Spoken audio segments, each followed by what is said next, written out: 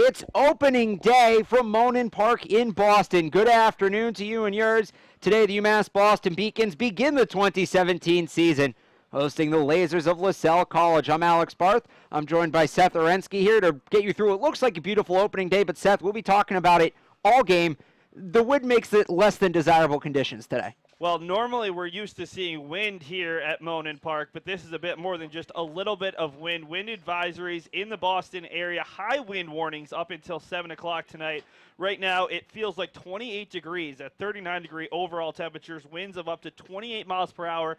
And really, it's going to wreak havoc, especially out in right and right center field. Watched it during warm-ups, and some of the right fielders just had no idea where the ball was going to end up. Even in the infield, some of the fungos were coming right back to the coaches that were hitting them. But weather aside, there is a game to be played as the Beacons take on Lasell College for the 5th time in program history. The teams have a relatively recent history. Yeah, we'll take a look right now at the all-time series. Last year, Lasell was the first team to win on the road here at Monin Park after a big opening day win over a very strong MIT program on day one. The Beacons came back the next day. Not so successful. Lasell scored 4 runs in the first 8 innings without a run-scoring hit. They did it with a little bit of small ball. Beacons got one back late. You see there, the Beacons really dominated those first 4 meetings, 53-17. One player to watch for UMass Boston, Anthony Searles, who's 4 for his first 9 against Lasell over the past 2 years. Series history between these two teams, and I'm trying to find it here in the notes. I just lost it, but coming off a break where the two teams didn't play, have renewed the rivalry, playing every last 3 years, right? Two teams played, I believe, 2009 to 2011, took off 2012 to 2014, back in action the last 2 years. And I think with the proximity and with both programs doing pretty well in their respective conferences, I think this is a rivalry that will continue in the near future. Okay, so Seth, what do we need to know here as we get started? Well, we'll take a look at our 4 things to know. The Beacons coming off one of their best seasons, their second best season in program history. UMass Boston last year, 30-16, including 15 wins here at home. Lasell, though, don't sleep on the Lasers. Picked 3rd in the GNAC Conference behind traditional New England powers, Suffolk University and St. Joseph's College in Maine. Both teams with a lot of players back. The Beacons with 24 players back from last year's team. Lasell returns 21. That's normally a recipe for success. You mentioned that preseason poll. We take a look at it now. The Beacons are expected to once again dominate. Eastern Connecticut figures to play in as well in Southern Maine. Take a look at it right there. Which team really, obviously Eastern Connecticut's in second, but which team's going to have the best chance of challenging the Beacons for the conference crown? Well, traditionally Southern Maine is where it starts, but I think Eastern Connecticut State, a team that won the LEC conference tournament a year ago here at Monin Park. They bring back Alex Zachary in center field, who was a tremendous player a year ago, an All-American. They bring back a ton of power, but they had all freshman starting pitchers last year. They can take a step forward in year 2. They're going to be a really strong power. They swept the Beacons last year in the regular season. The Beacons, though, earned the conference regular season title because they swept Southern Maine, in large part because of Fernando Burgos, who we'll see pitching later on in today's contest. Today, let's focus on today's game now. Player to watch for the Beacons is Dave Murphy. He'll be hitting 3rd and playing 3rd base, coming off just an incredible season.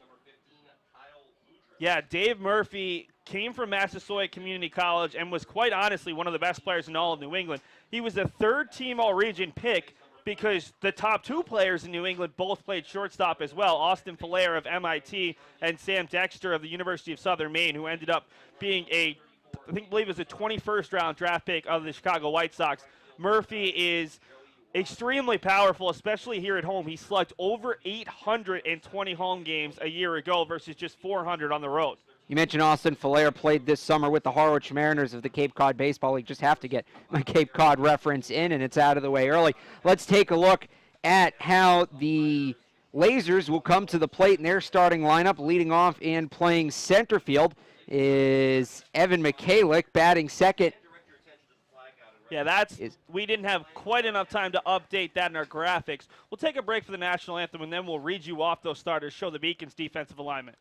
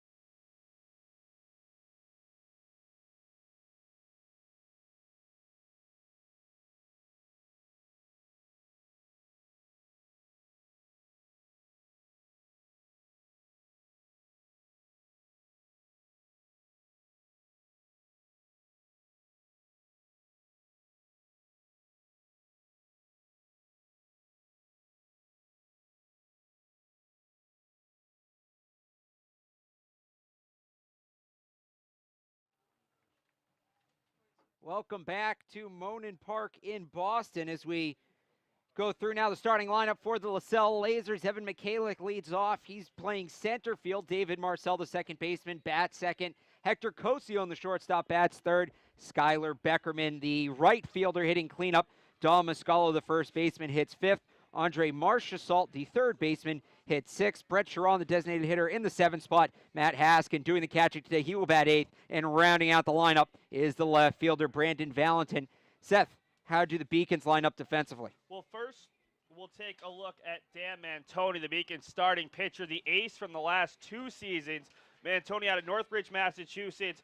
Just a phenomenal overall record. And what really impresses me about Dan Mantoni is his consistency. He's an everyday player. He's played first base, second base, third base. Traditionally, over the past 2 years, he's been a DH when not pitching, and he'll hit for himself today.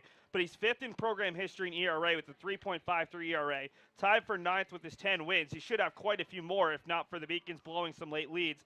And last season, he gave up just 35 hits in 16 2/3 innings. Today could be a rough one with the wind taking some of those balls, but he has just been so good over the past 2 years as a weekend starter, and presumably this year he'll be one of the 2 Beacons starting pitchers when the Beacons go to conference play on Saturdays. The Beacons are wearing their alternate black uniforms. Lasell with the dark blue, so we'll do our best to differentiate. That's the beauty of baseball. It doesn't really matter what you're wearing. It's easy to tell who is on which side. If these two teams, for instance, were playing basketball or hockey, we'd be in for a long day here, Seth. We'll take a look right now at UMass Boston's lineup. And the Beacons are going to go with the veteran group. This is the beauty of UMass Boston. 24 returners, pretty much all of their position players.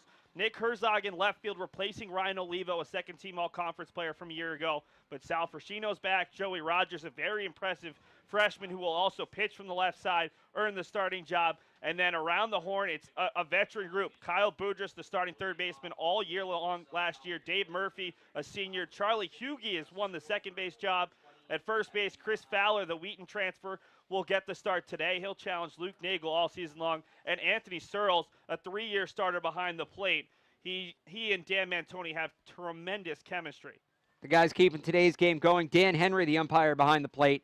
Frank Auditor on the bases. And we are about to get underway here. The first pitch coming from Dan Mantoni to start this 2017 Beacon season. The righty looks in and delivers. And it's strike one at the letters. Mantoni coming right in with the fastball. So you can see no clouds. The sun may be an issue just as much as the wind, especially down the first base line. This is a 58-foot breaking ball that gets away from the catcher, Searles.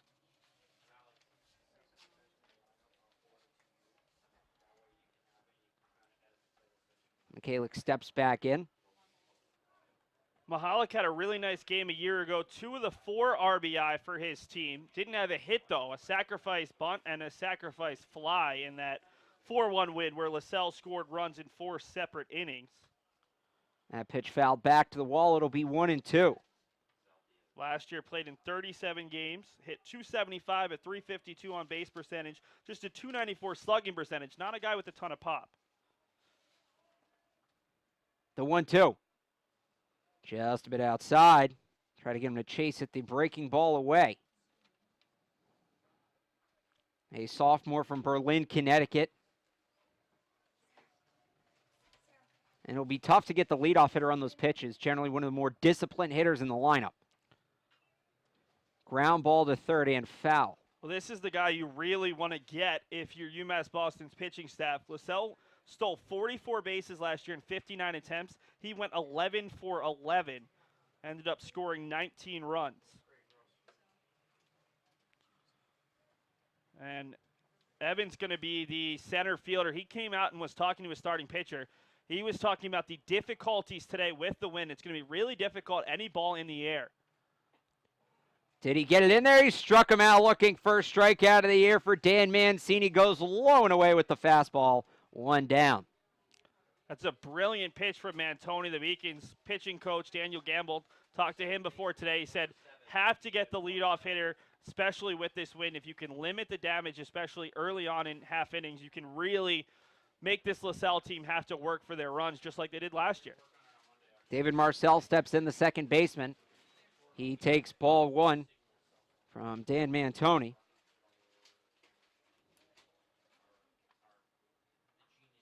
Quick to work, kicks and deals again. Misses low and inside, ball two. And I think you're going to see a lot of that, despite the control strengths of both Mantoni and Burgos, and even Casey Johnson, for Lasell. It's going to be really difficult to get a good grip on the ball today. I think every pitcher out there is going to work a little bit harder than we're used to seeing. Ball three, misses low again. Mantoni quickly finds himself behind. Righty on righty matchup. Beacons playing it straightaway outfield, shifted maybe slightly to their left. Winds and fires with the 3-0. Gets that one in there with the fastball for a strike, 3-1. Yeah, Marcel had no intention there of swinging, just looking to get a base runner early on for this Lasell team that had a very good season a year ago. 21-17, finished third in the GNAC tournament, their best ever finish. Had their first ever player of the year, although Wes Hurdy, unfortunately, for this Lasell team, did graduate the backstop and top hitter on last year's team. Mantoni works it back to a full count. The payoff pitch, ground ball to second. Hughie's down on it. Throws to first, picked out by Fowler, 2 down. Yeah, and that's going to be really important for UMass Boston. Their infield defense on this turf needs to be stellar because they have no excuses. There's no bad bounces on this turf. These guys have had a year. Hughie last season was playing at first base, has moved over to second base with Chris Fowler and Luke Nagel back from an injury, but he's going to be a guy who can really play anywhere. The backup at shortstop, the backup at catcher. Hughie's a Brock Holt type of player. Here's Hector Cosione, the senior from Newton, Massachusetts, takes ball one. So once again, it's Mantoni falling behind the hitter. Well, he was able to work back last time from a 3-0 count. Hit in the air to left. Fading back, left and center fielder coming together. The ball kicks back to the right, trying to go out. And Fershino can't get to it. On his way to third, getting the sign home is Cosione. The throw will not come in as the ball is bobbled, and inside the park home run for Hector Cosione in the first inning. It's 1-0 Lasell. And there it is, Seth. There's that wind. Yeah, that's really difficult. Sal Fershino is one of the best pitchers when it comes to being able to handle fly balls. But Fershino nearly made the catch. I think the Beacons would have had Cosione if Murphy had been able to make the catch on the relay. And the Beacons giving up a rare home run when Dan Mantoni's on the mound. He's given up just one in his career, and that one didn't quite get out, but enough to cause havoc. Showing bunt now and pulling back is Skylar Beckerman, the cleanup hitter, the right fielder for Lasell. And that just shows you what the win was. That ball made a beeline for the scoreboard out there and left off the bat and ended up in center field. That is not a natural curve a baseball will take in the air. That one is away for a ball.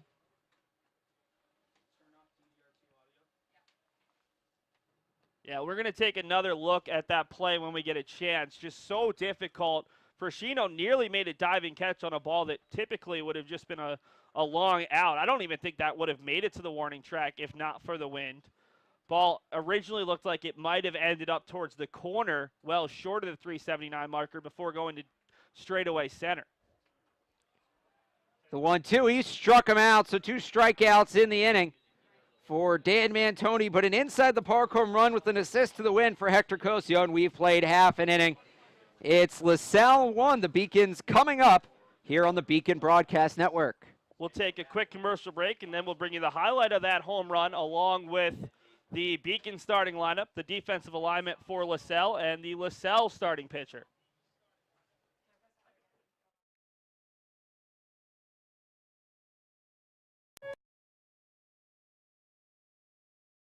The University of Massachusetts Boston. It's just minutes from downtown, and the Princeton Review calls it one of the best values in the country. A nationally recognized institution of academic excellence and research, UMass Boston offers more than 150 undergraduate and graduate programs, 16 Division III sports, and more than 100 student organizations. To learn more about the opportunities waiting for you at UMass Boston, visit in person or online. UMass Boston, a research university with a teaching soul.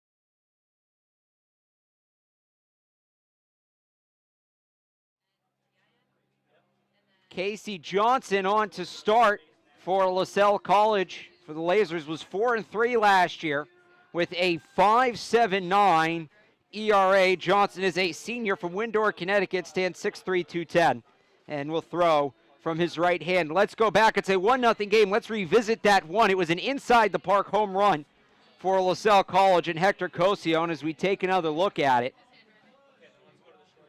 And you can see the ball just take a wicked hook out in right field and getting all kinds of spun around as Sal Frascino ends up losing the ball in the warning track. A little bit of a mishandle on the relay throw in. See them giving the windmill to Cosio, and he would come around to score. The Beacon starting lineup, it will be Sal Frascino who leads off, so get a chance to redeem himself. He'll be followed by Dan Mantoni, the pitcher. David Murphy, the shortstop, hits third. Kyle Boudres in the cleanup spot. He will be playing third base. Anthony Searles, the catcher, bats fifth. Chris Fowler, the first baseman, is hitting sixth. Charlie Hughey, the second baseman, hits seventh. Nick Herzog is in left field today. He hits eighth. And batting ninth, playing right field, is Joey Rogers. No designated hitter today. Dan Mantoni will hit for himself. The first pitch was a strike to Frascino. The second one is away for a ball. And the count is even at 1-1.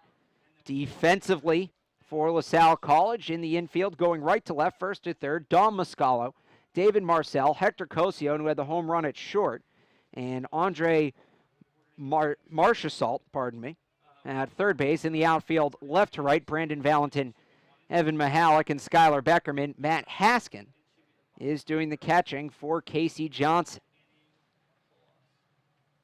Can hear the wind howling from outside. Johnson looks in, the 1-2. Away for a ball. Count evens up for pitch at bat here for Frascino.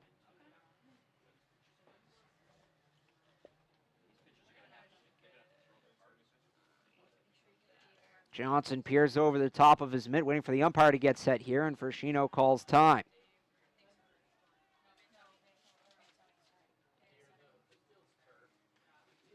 Frascino, a junior from Derby, Connecticut. The 2-2 got him on the outside corner, strike three. So each team starts their season off with a strikeout, looking for Frascino back to the dugout, and here comes Dan Mantoni. Yeah, that's an interesting one. Sal's not going to like it high and away, but given the call there, Casey Johnson last year gave up 7 earned runs in his first 2 starts of the season, just 8 total innings. Then 13 earned in his last 31. Ended the season with a 5.79 ERA, which is a bit deceiving there, finishing 4-3, 34 strikeouts versus 9 walks. We'll see how his control is today. Gets ahead of Mantoni, 0-1. Johnson kicks and delivers. Missed low with that one. Mantoni's such a solid hitter. 300 a year ago, 439 slugging, 410 on base percentage, and despite not having great speed, finished 8 for 10 on the base pass. A really savvy baseball player. The 1-1. Away, that would have hit a left-handed hitter. Count runs to 2-1.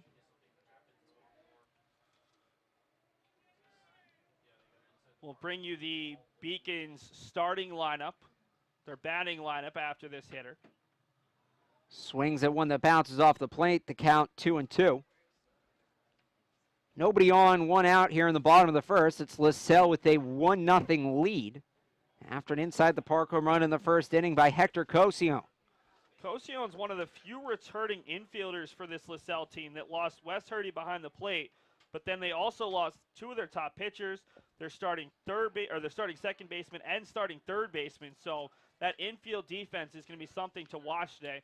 And it's interesting. It looks like Johnson hasn't even fully buttoned up his jersey. No long sleeves either. Not afraid of the weather. Yeah, bit of a power move from Casey. You got to respect it. Captains on this team.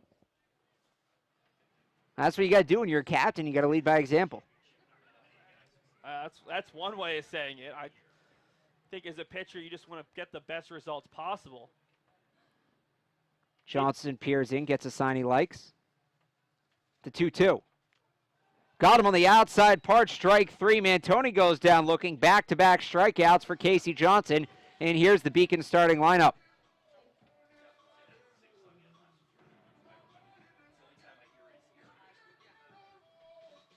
Ran through it for you before.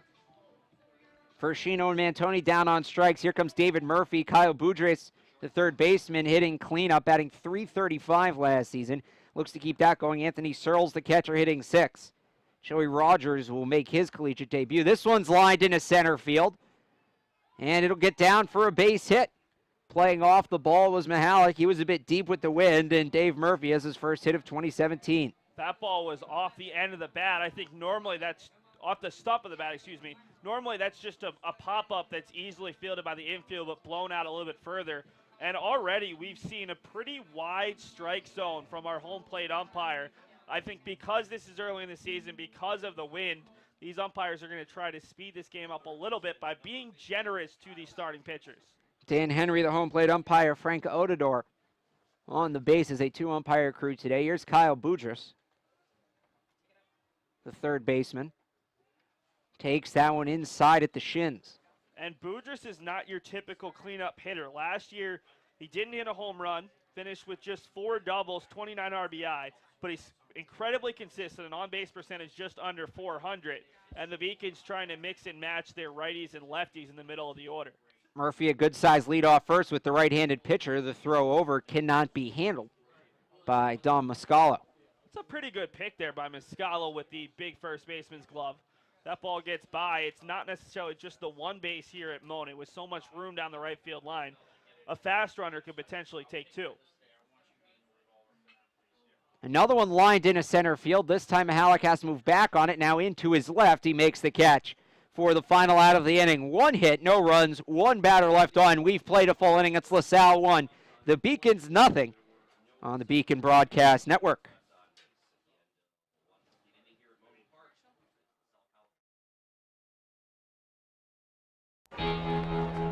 Cheer for the stumbles, the he shoulda had that's, and the tears that linger. For in those moments, greatness lies. There you will find the provoked, the determined, the unified. It's in those moments that champions are born.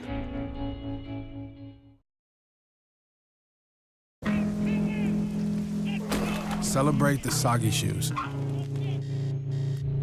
and the slow starts. Celebrate the lessons learned along the way.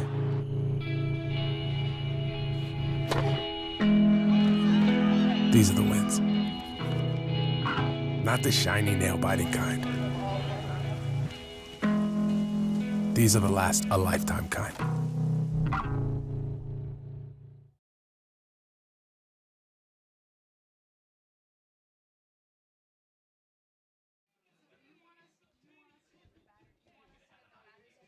It will be the 5, 6, and 7 hitters here for the Lasers. Dom Muscalo, Andre Marchessault, and Brett Sharon will get their first at-bats of the 2017 season against Dan Mantoni. Mantoni in the first inning struck out 2, but gave up an inside-the-park home run, although it really was not his fault. On most days, the routine fly ball got weird in the outfield with some wind. but nonetheless finds himself trailing 1-0. Here's Muscalo, the big right-handed hitting first baseman, digs in. He hits the first pitch up in the air, behind the first base bag, coming over, but unable to make the play and running out of room is Chris Fowler. That one ran up over the fence. Muscalo, a junior from Waterbury, Connecticut, a transfer from College of the Holy Cross.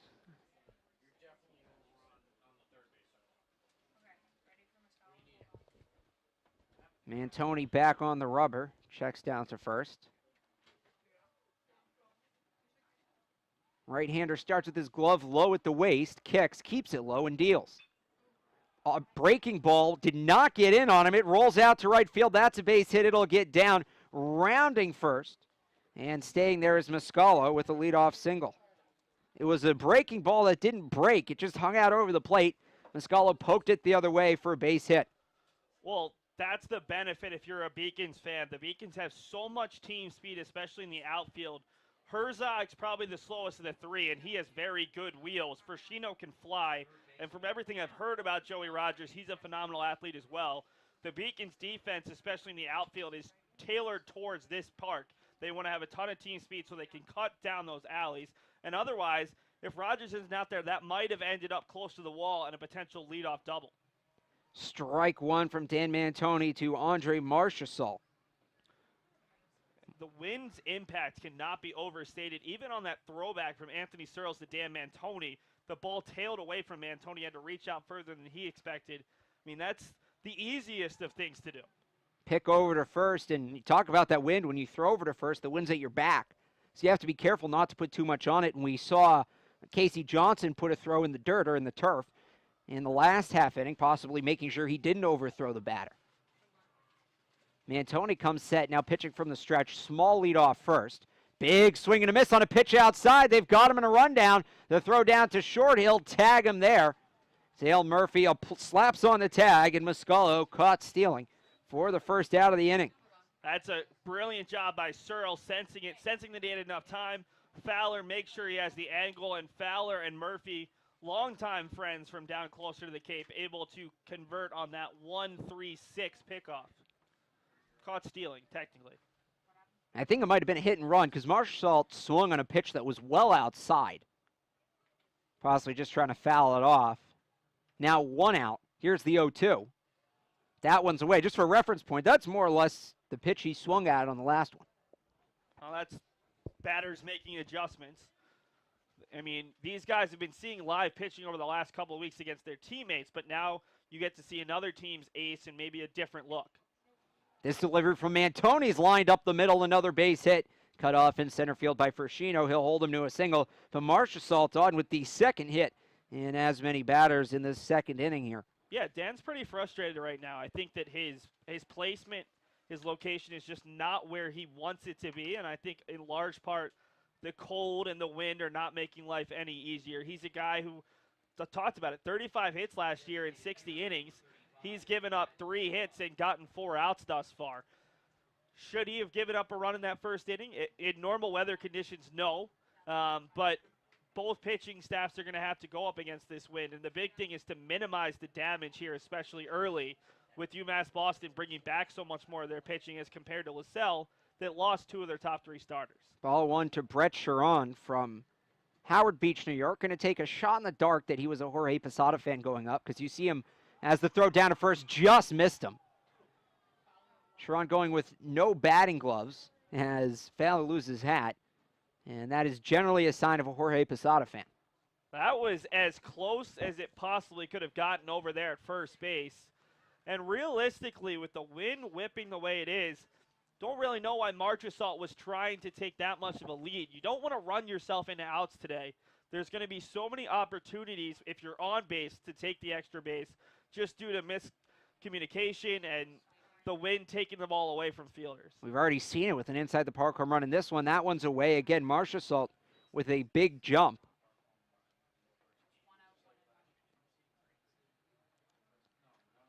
One and one the count to Brett Chiron. With 1 out and a runner on first. Dal Muscalo led off the inning with a base hit, but he was picked off. Then Marchessault singled. There's the pitch. Runs in and hits him. And they're saying it hit the ground first. No, they're saying that the batter didn't move. And that's a big thing they focused on in collegiate baseball a year ago. There has to be some attempt to get out of the way of the baseball. If you just stand there and take your plunk thinking you're going to get the extra base, some of these umpires are going to be stringent and not give the bag. Did see this a bit last year, and they're right. He didn't move. I mean, that's the right call. That ball came in low, and it got him on the ankle. It was a breaking ball. It's, you know, if you see that coming at you, that one's not going to hurt too bad.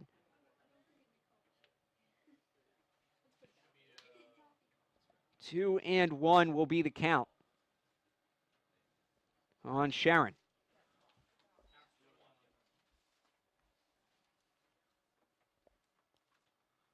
Mantoni gets settled on the mound. So he had 2 miss outside and then runs one in on the batter. We'll see how he focuses back up. As the wind really kicks up, 2-1 is swung on and missed strike 2. A big cut from Sharon. And this, honestly, is probably a good thing for Dan Mantoni to get a little bit of adversity here early on. I mean,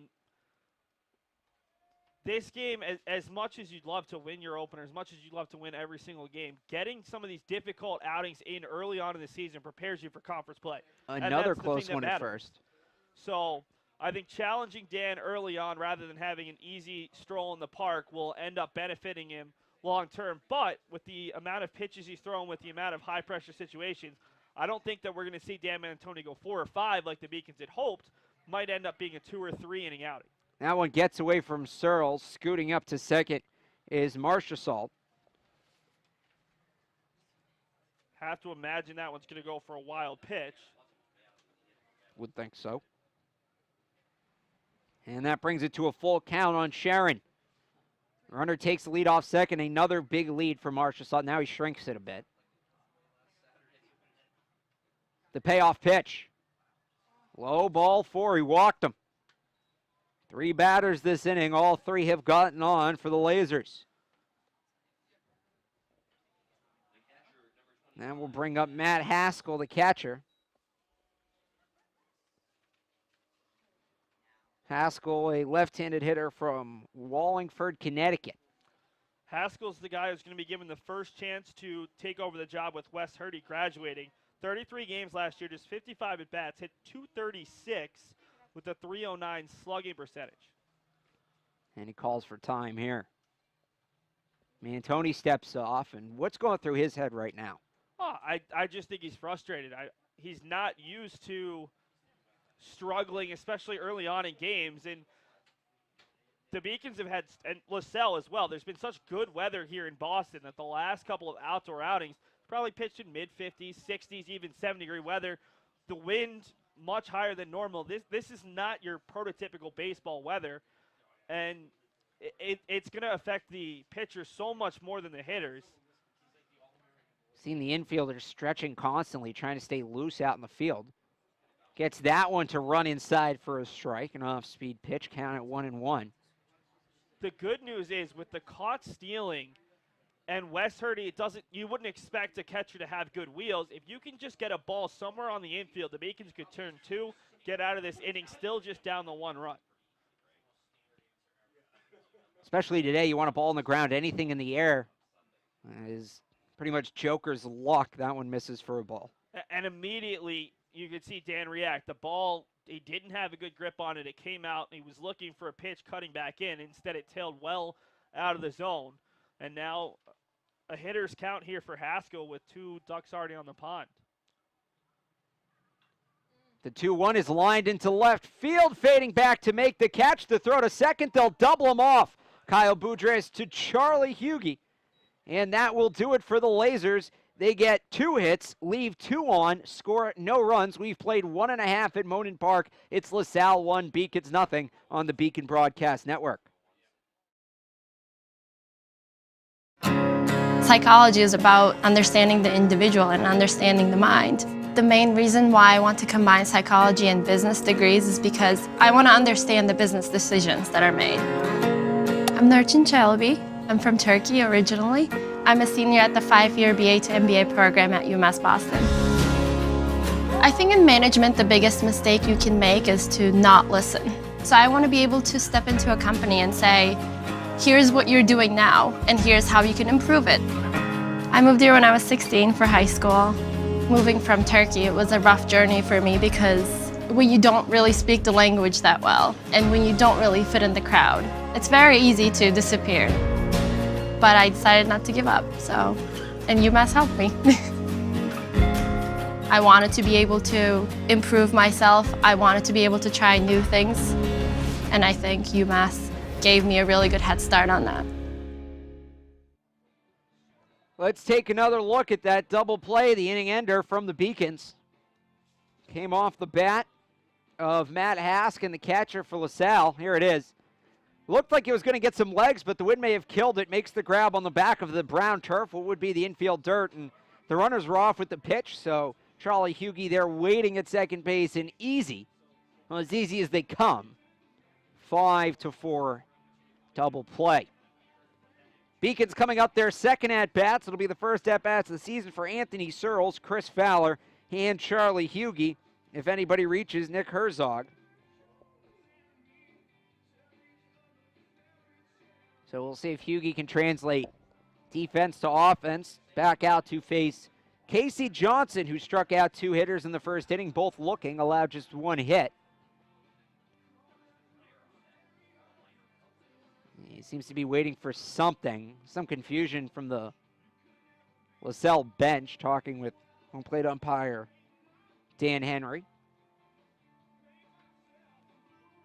So Lasell throws down, so he should be going from here. And it will be Anthony Searles, the catcher, stepping in.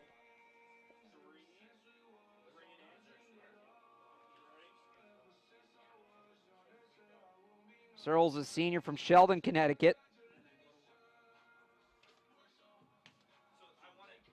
And still discussion between a member of the Lasell coaching staff that might be head coach Greg Harjula.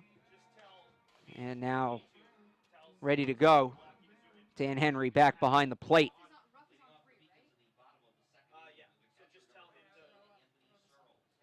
Searles digs in from the right side. Johnson kicks and deals.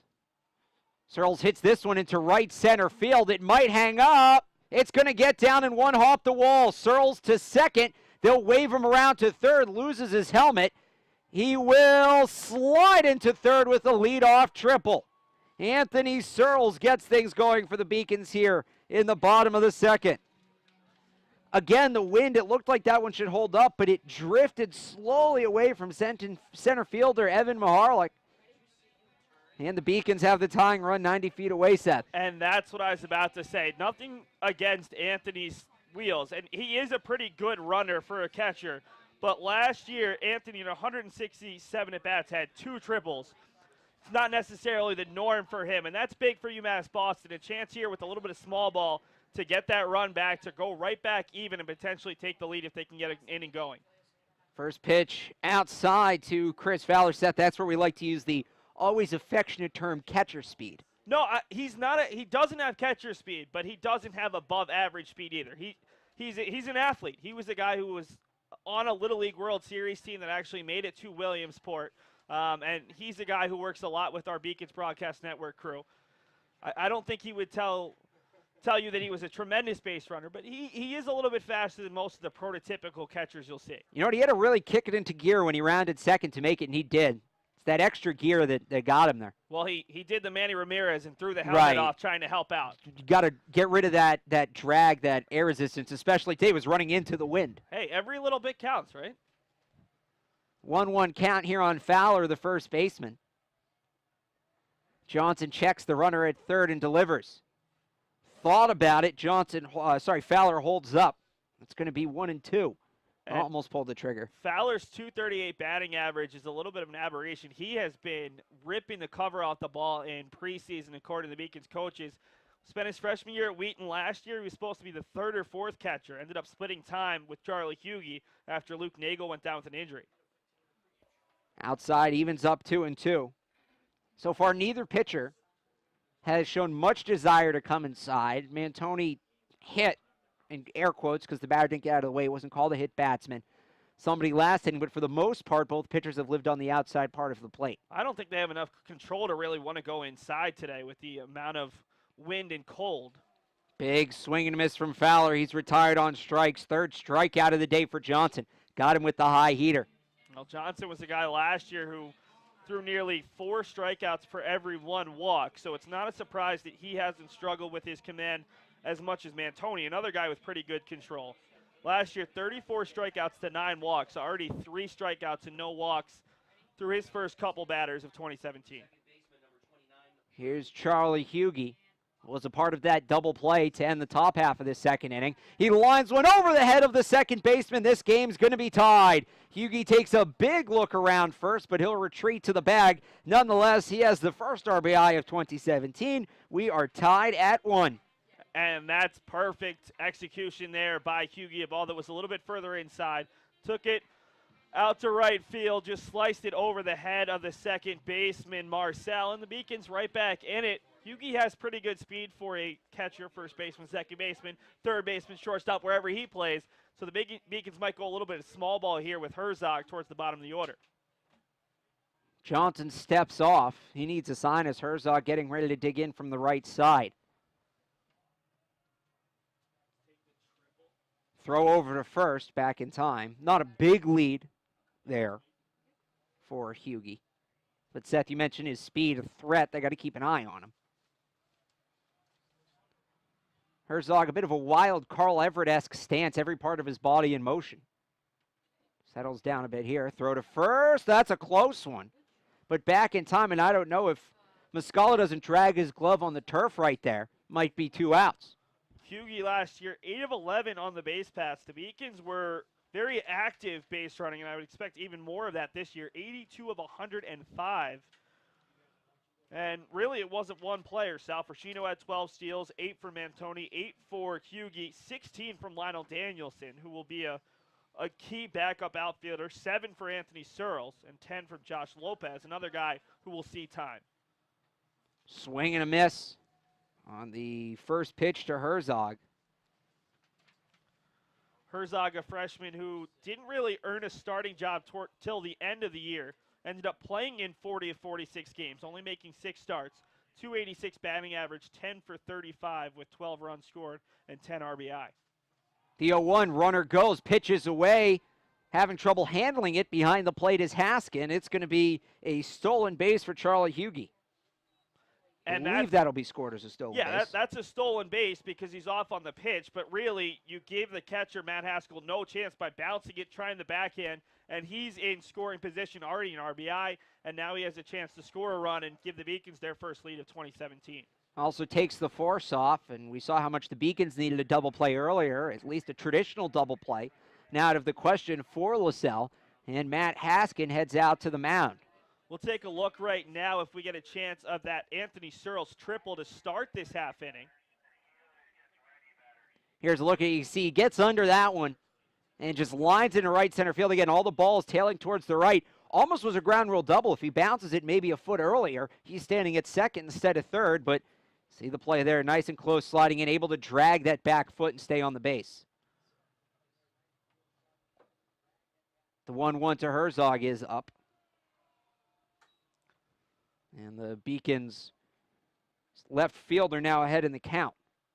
And this 7-8-9, it's nice for UMass Boston because these 3 guys, 2 of them were reserves on last year's team. Rogers, a true freshman. Because they bring back 6 guys who were starters on last year's team, there's a little bit less pressure on them to produce a ton. But all 3 guys certainly can handle the bat. They can play a little small ball. There is some good pop with Fowler's bat. Herzog has a bit of it. So be interested to see how these 3 guys do go about producing for this Beacons team. With so much pop available, you might see Luke Nagel DHing going forward. There's not going to be as much pressure as you would see in other teams that lost a lot more from a year ago. The 2-2 is grounded back up the middle. Down on it at short is Cosione. Fires to first for the second out of the inning. Over to third goes Hughie. That's a prototypical double play ball. If Hughie hadn't stolen that base, the Beacons would have been out of the inning. Instead, now a wild pitch, potentially a pass ball, and the Beacons can take the lead. I'm really interested to see this young man right now, though. Joey Rogers was the MVP of the state tournament last year. He led Acton Rehoboth to a state title as both a pitcher and an outfielder. He's a guy who takes his craft really seriously and could be a 4-year starter for a Beacons team that already has quite a few upperclassmen who are up there in years. It gives you really good confidence for the future of this program. You know a team is excited about a freshman when they give him a single-digit number. There are 2 freshmen with single-digit numbers on this Beacons roster. You have Rogers at the plate and Adrian Russo, a pitcher from Cherry Valley, California, pardon me. Finally got that one out. That one's in there for a ball, and Rogers is ahead 2-0. And this is great. If you're Joey Rogers, you're probably a little nervous heading into your first at-bat. You're ahead 2-0 on the count. You're going to look for your pitch on this pitch. If it's not what you're looking for, take it, and then go about the rest of your at-bat.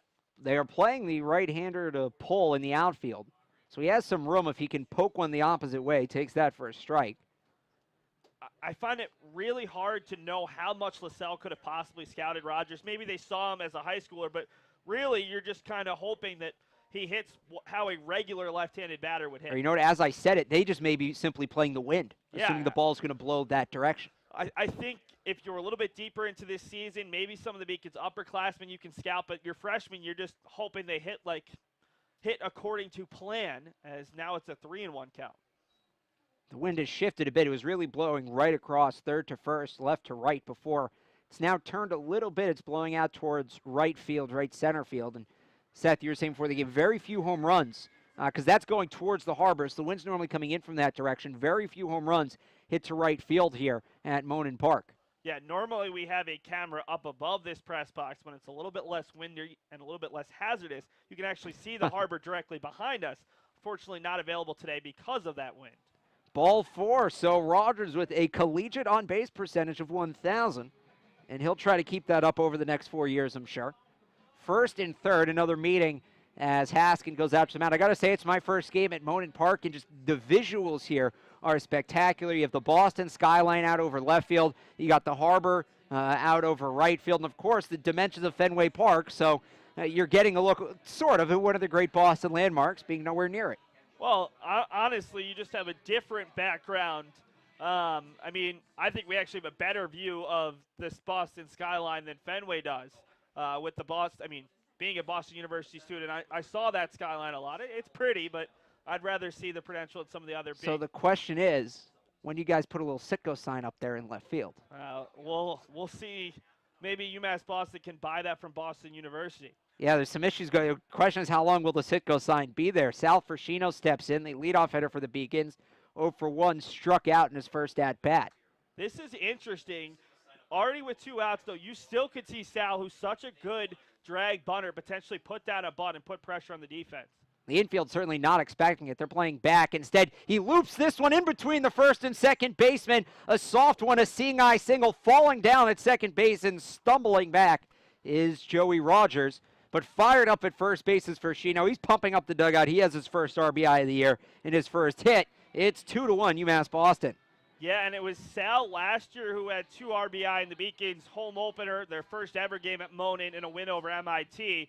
Another good start for Sal. The Beacons have 2 hits, 2 RBI hits in this inning, both just soft bloopers over the heads of those first and second basemen. If you get the ball in the air, especially towards right, it's going to cause havoc for all 3 of those infielders and outfielders.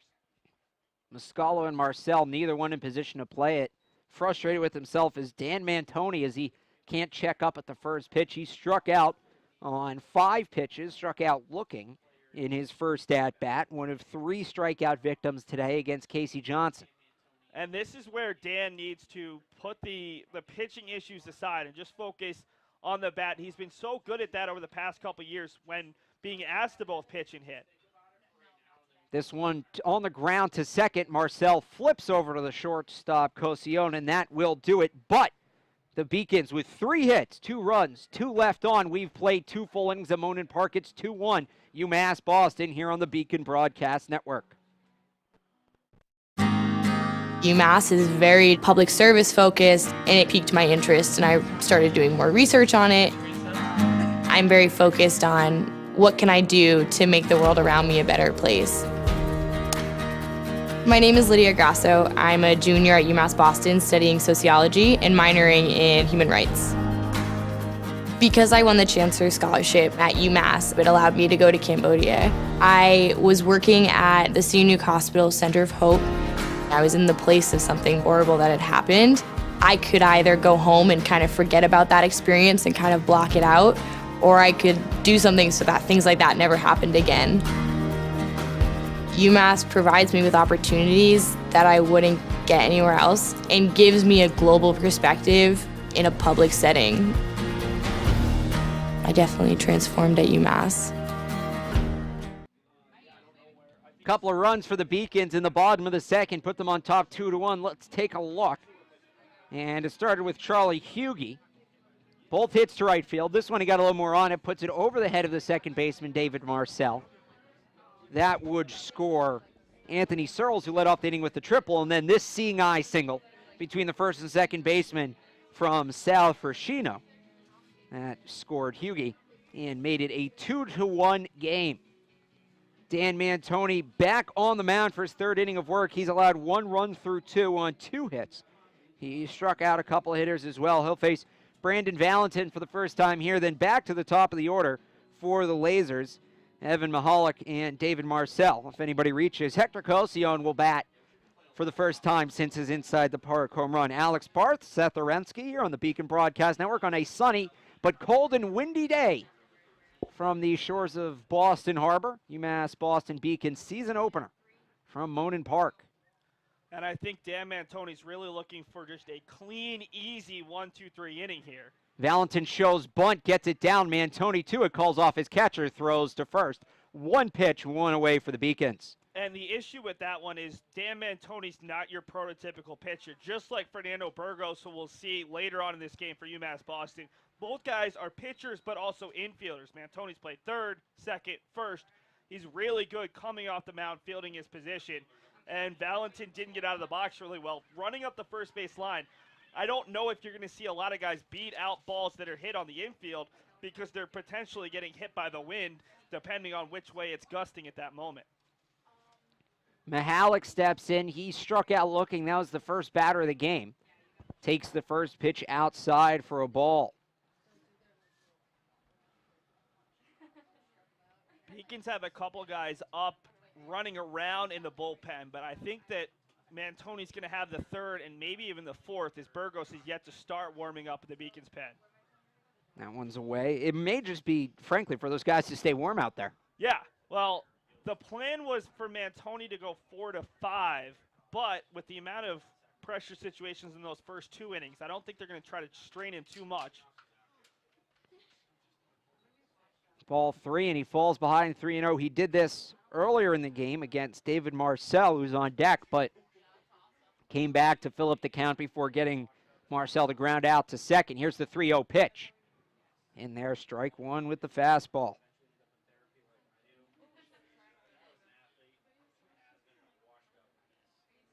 Mahalik steps back in.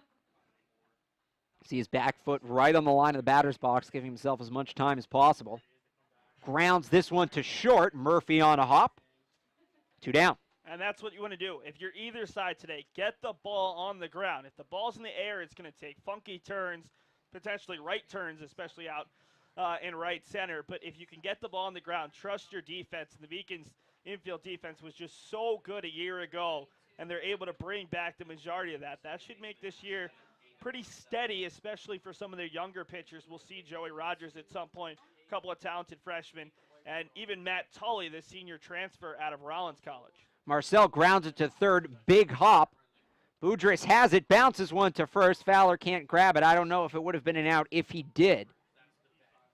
We'll wait and see how they score, but nonetheless, with 2 outs, Marcel's on first. That's going to be an error on Boudris, who had all the time in the world and then just didn't seem to quite get a good grip on it, threw it into the turf there. And I think you're right.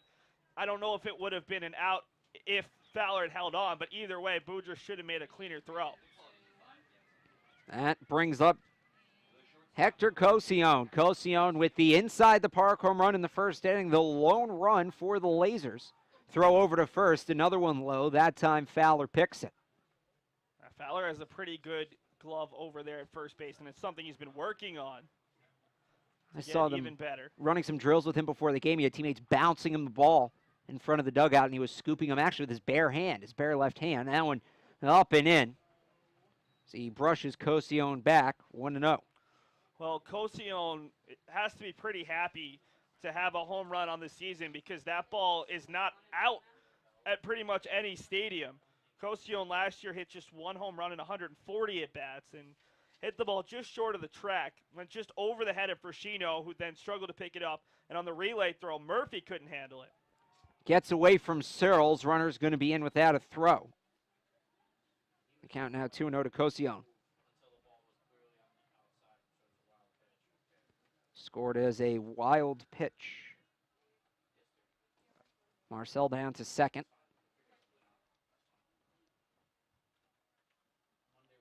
Two 2-0 the count. Mantoni fell behind 3-0 on the last batter. There's the pitch. Swing and a miss on one outside, up and away. Cosione didn't have much of a chance to get his bat on that. You wonder why he's swinging there on 2-0. It's a great breaking ball. Cosione was looking for something fast. Instead, he goes with the off-speed pitch, and it just dropped on him. Totally off the, well over the pitch on that one. Gets him swinging up and away. We'll see if Mantoni comes back inside here. He does. Swing and a miss. The throw down to third. Not in time. Almost got him. Boudreaux may have dropped that one as well. If Searles gets that ball low, he's out by a step, went a little bit up the ladder, and now an error, a wild pitch, a stolen base. The Beacons in a little bit of danger here with 2 outs trying to hold on to this lead. Mantoni can cancel it all out with this pitch. 2-2 count, 2 outs, top of the third of a 2-1 game. Runner on third. Mantoni checks him, looks to the plate, kicks and deals. He struck him out, got him on the outside with a fastball, and that will do it. No hits in the inning, no runs, 1 runner left on base for the Lasers through 2.5. It's UMass Boston 2, Lasell College 1 here on the Beacon Broadcast Network. UMass Boston was my first choice because when I came to the campus, I saw that there was a lot of diversity. There's a lot of people.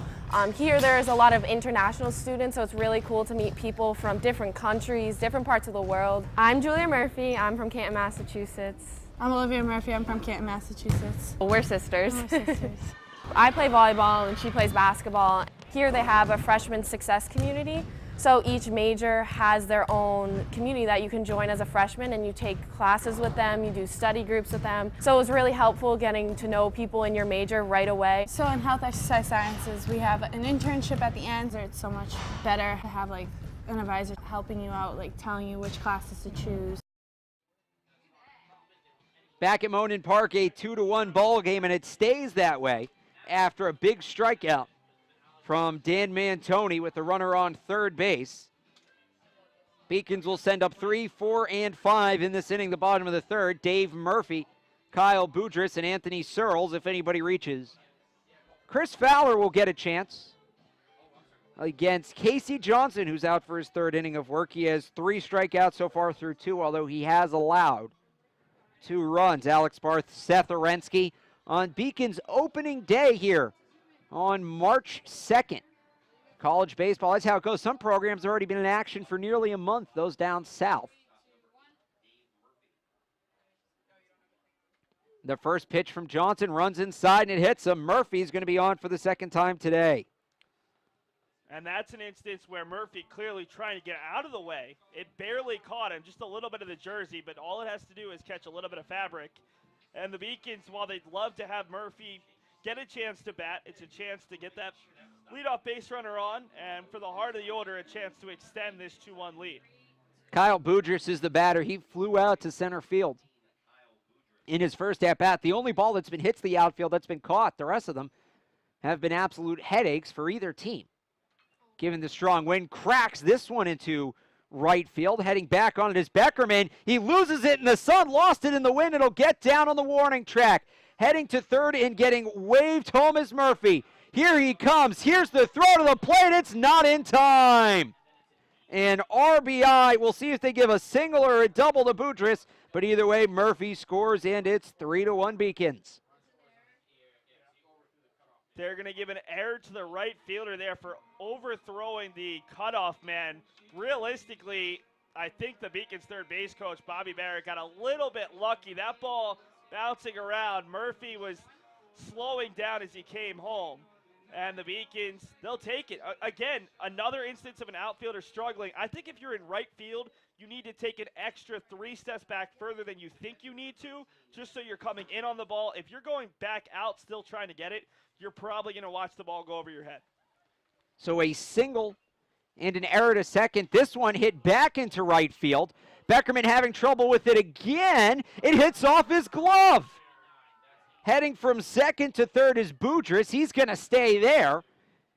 At second base is Searles, so he has a triple. I doubt he'll get a double for this, but he's on for the second time in this game.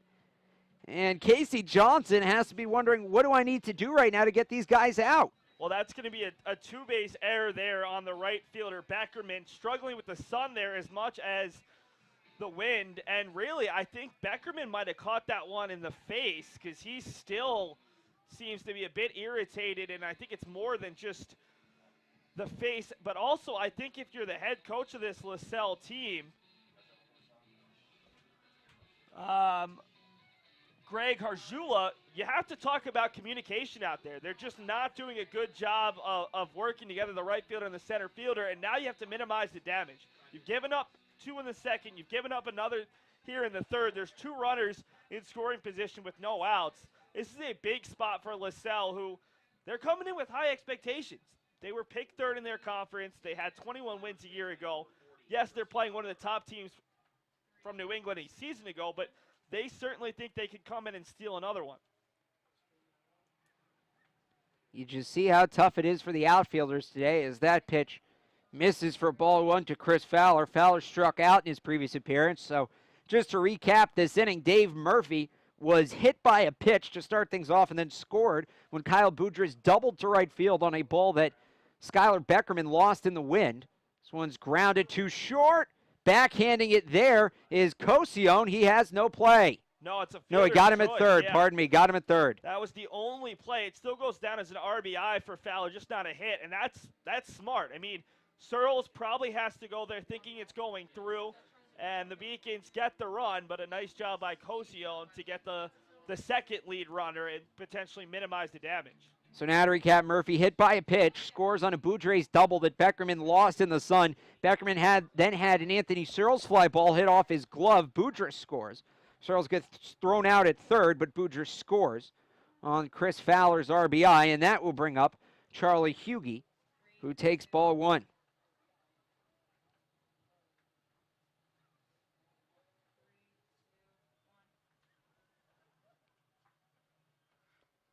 Johnson looks in.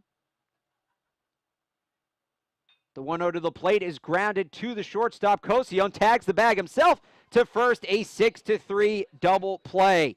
That will do it for the Beacons in the third, but they add 2 more on 1 hit and leave 1 stranded.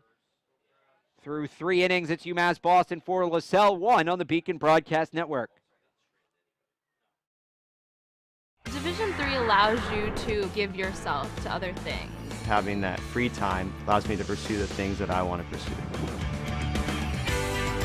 Division III athletics affords students the opportunity to, engage in the other interests in their campus and in their lives outside of that sport.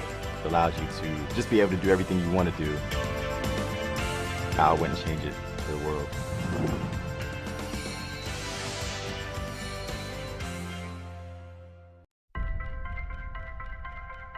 I'm a Division III student athlete, and I know how powerful words can be. The term gay doesn't mean stupid, lame, or less than. So I pledge to speak up if I hear the term gay used in a derogatory way or any other homophobic terms. If you can play in Division III. I'm a Division III student athlete, and my teammates unconditionally accepted me as part of their family. So now I pledge to do the same for others. If you can play in Division III.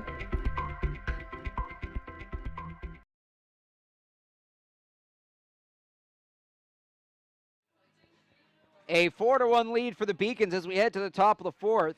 Dan Mantoni back on the mound, and while we have a chance here, let's take a look at the other LEC schools beginning play this week. Rhode Island College will take on Pitt Greensburg in a doubleheader on Friday, assuming the weather holds up. It's supposed to be cold the next couple days. Well, they're down in Florida, They're down so in, they you're should right, have okay. better weather than we have. Hopefully. Keene State on Saturday will be at the College of New Jersey. And again, Rhode Island College continues that Florida trip. They'll take on Newman on Saturday as well. Dan Mantoni back out through 3 innings. He's allowed just 1 run. Got some help in the last inning. And had a strikeout as well. Got some help defensively, that is.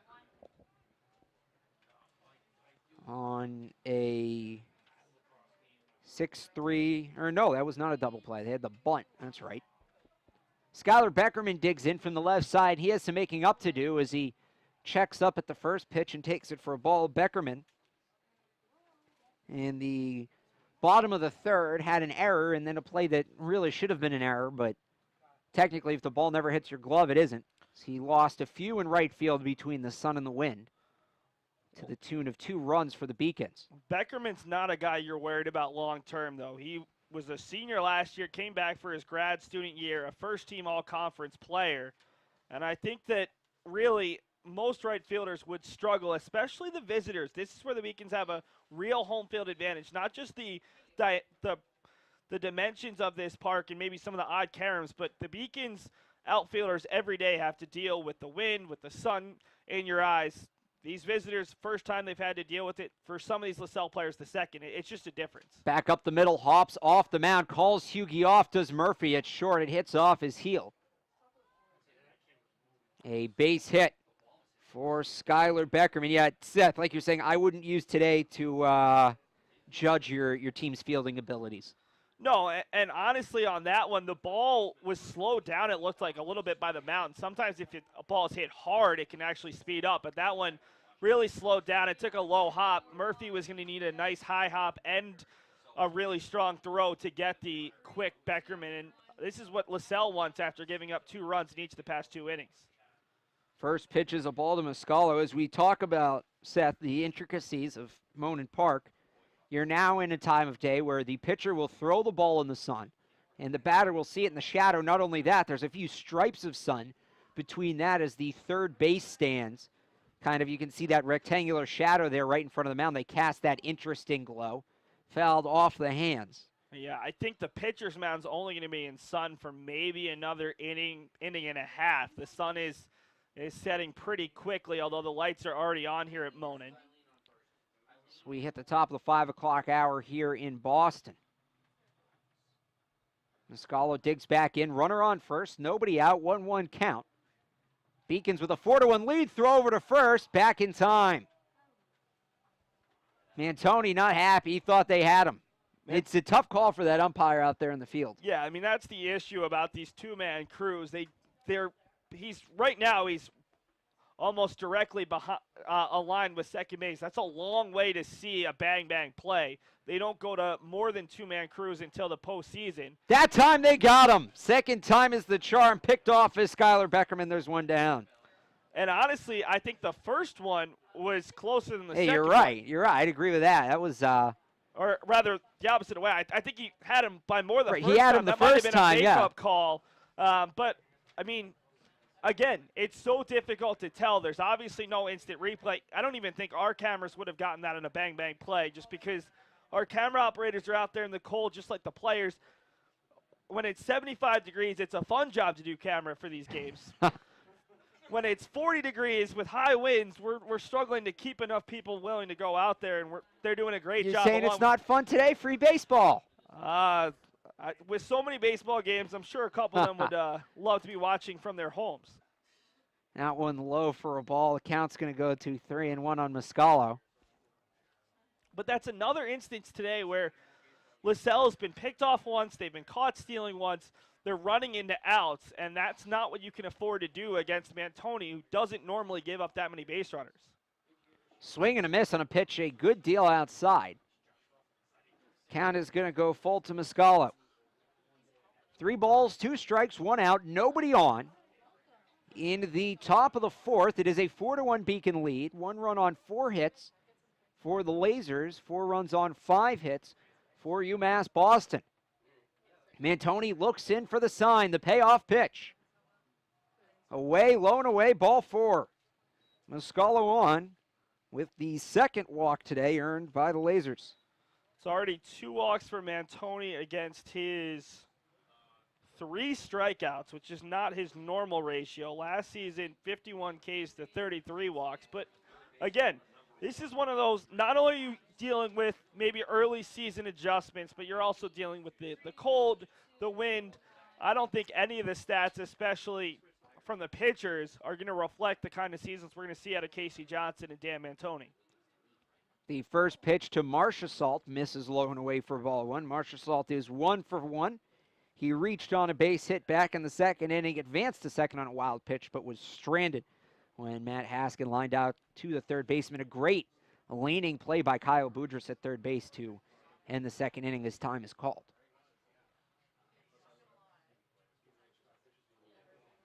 Wind has shifted back now, again going straight across left to right, third to first. Mantoni from the stretch, he delivers. Up and in for a ball. As Marchessault leans back. 2-0 the count with 1 out, runner on first. That is Muscalo. He was caught stealing back in the second inning on a planned hit and run. Got away from him, and now Anthony Searles heads out to the mound. This is something we don't know how much we'll see in the coming years as baseball looks to pick up the pace. You're going to have a coach come out too, but currently the rule is you're limited to 2 coaches' meetings on the mound per inning.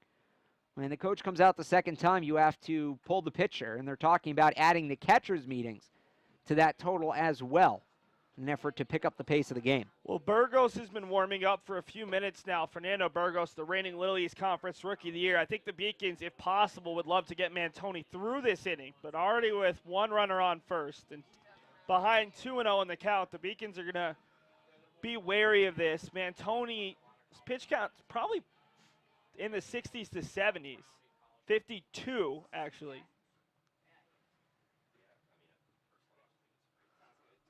We have it over in the stats, but they're a little bit. This is the 15th batter of the game he's faced. I'll see if I can pull that up here for you, Seth. Yeah, 62 pitches, 35 for strikes, which is more than you're used to seeing Mantoni with 3 1/3 only. Gets that one in for a strike.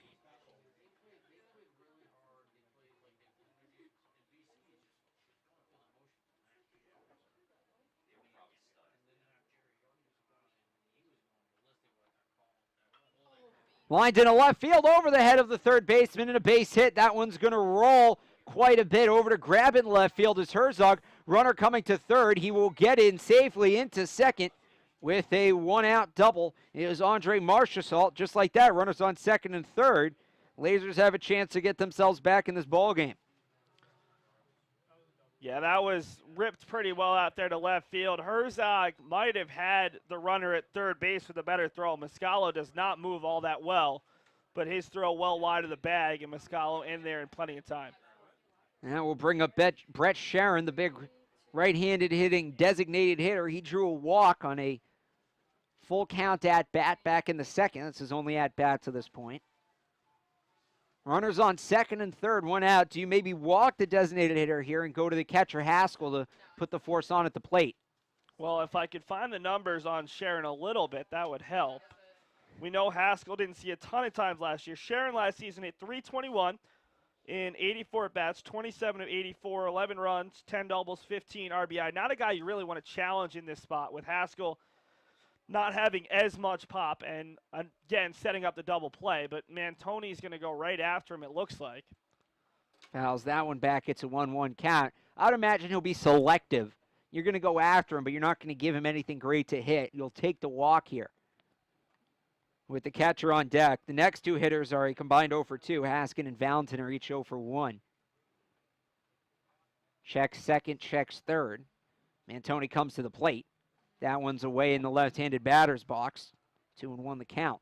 And pretty much after every pitch, Dan's blowing on his hands. He's trying to stay warm. This is just such difficult weather.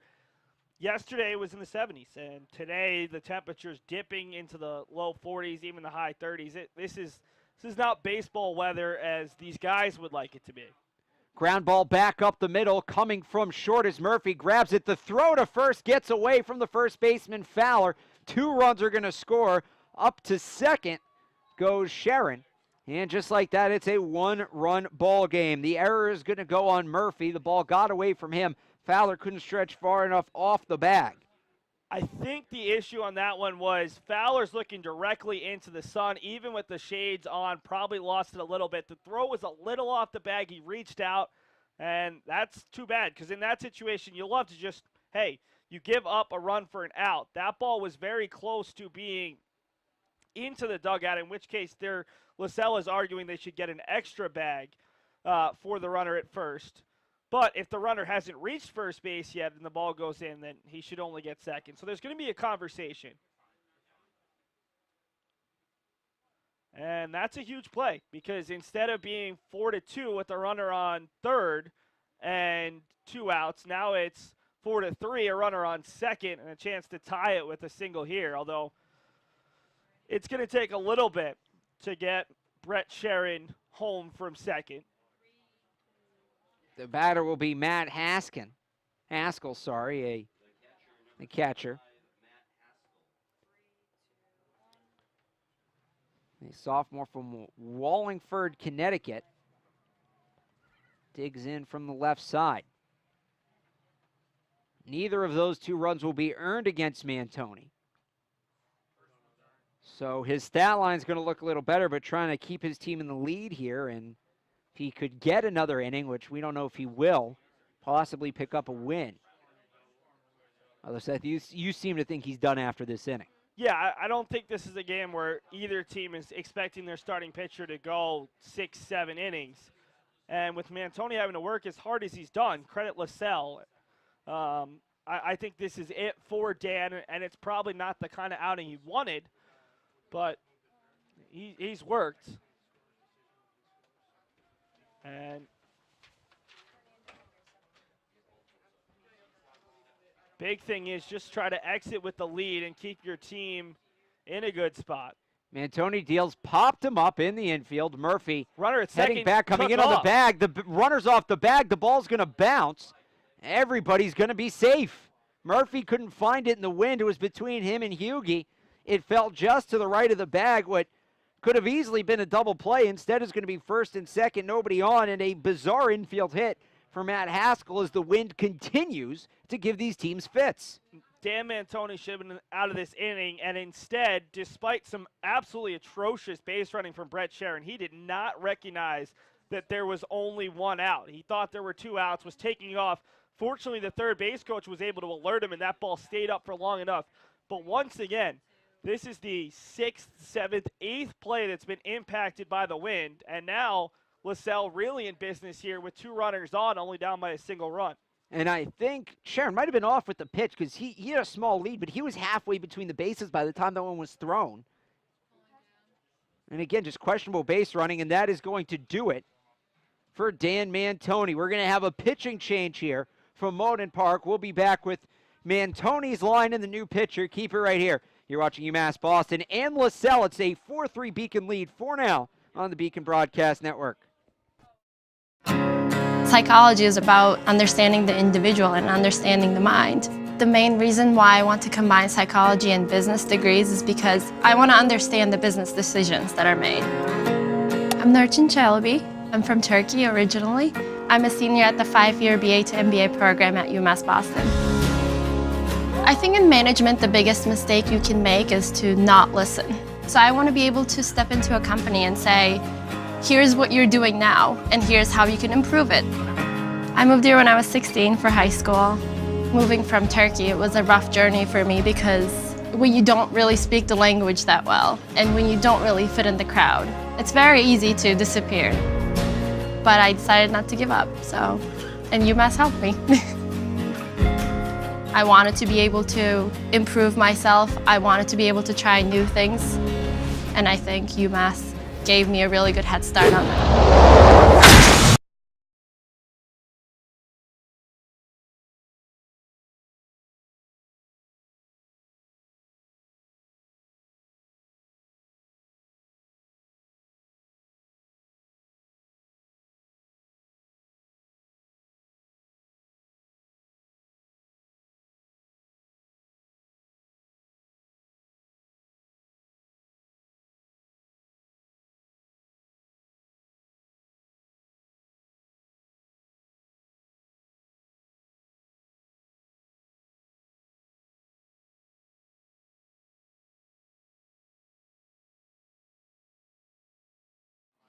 Back here in Boston, Fernando Burgos, the reigning Little East Player of Rookie of the Year, will take the mound in relief of Dan Mantoni, who went 3 1/3 plus, allowed 6 hits, 3 runs.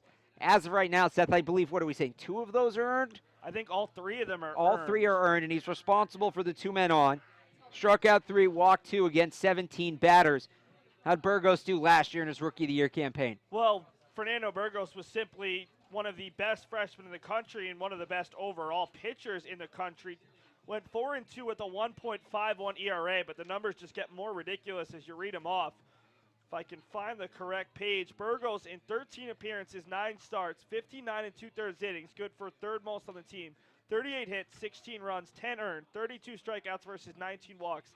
Held opponents to just a 181 batting average and gave up just 10 extra base hits in those 59-plus innings. So he's a guy who you're hoping gets some ground balls, can do a little bit more control. He's a local kid out of Hyde Park, Massachusetts. And right now, you're just hoping to get out of this jam, and then you can think about the rest of the game. Burgos is another guy who's not going to go 5, 6, 7 innings in this game. You're just hoping that he can go get you out of this jam and then go another 2 or 3 innings, and then they'll have to turn it over to the bullpen a little bit earlier than they may have expected to because of this wind and this cold temperature. He will get it started against Brandon Valentin, who's 0 for 1. Tried to bunt his way on to lead off the 3rd. And Mantoni made a play on it, threw him out at first. First pitch from Burgos in there for a strike. So for Mantoni, not the most encouraging start to the season, but at the same time, he pitched well given the circumstances. He pitched very well given the circumstances. Well, I think if this is a typical game, and that's saying a lot because you're always going to get wind here, but Hector Cochion's inside the park home run is going to be caught in center field. Right. I think the Beacons would have been out of this inning if not for the wind. And, I mean, the sun is a factor that's going to be there all season long. And I think Chris Ballard makes that catch if the sun's not directly in his eyes. So he probably gets out of this jam going 4 innings, allowing the 2 runs and probably a few less hits, which all in all is not too bad for your first outing. Instead, a little bit of an ugly line, but it has to be a little bit of an asterisk next to it as well. Burgos with an 0-2 count, runners on second and first, kicks and delivers. That one's away for a ball. The runners, to get you caught up here on second base, it's Brett Sharon. He reached on an error and then advanced on a Matt Haskell single. Haskell at first. 1-2 count, Beacons lead 4-3, top of the 4th inning. Valentin's probably not the guy you're going to double up. Tried to bunt his way on his first at bat, has decent speed. That one's inside for a ball, gets away from the catcher. The throw down to second. They're going to get him in a pickle. The runner reaches third. They'll hold Sharon there. Tagged out between first and second is Haskell. So you have a runner getting to third, but Matt Haskell is picked off. And that's the 3rd time today Lasell has run into an out. They're just not making life any easier on themselves. It's a good play, though, from Searles, recognizing he doesn't have a play on the lead runner. Gets the slower runner at second base, and now Burgos is potentially 1 pitch away from keeping this a 4-3 game. Continuing to question the base running, why didn't Sharon go? You got to wonder why Haskell didn't try to stretch that out and give Sharon a chance to score, but we haven't seen him be the quickest guy on the base Yeah, paths. I don't think Sharon has the speed there to necessarily to come home, especially because that ball was already to second base by the time he got up. He was staying down, thinking there was a close play, slid in. Again, the third base coach had to alert him. Remember, we saw him with some bad base running earlier on, thought there were 2 outs, took off on a pop-up in the infield. Only reason he wasn't doubled up is the fact that the Beacons couldn't find the ball, and he was able to get back in time to avoid being doubled up and ending the inning while Dan Mantoni was still on the mound.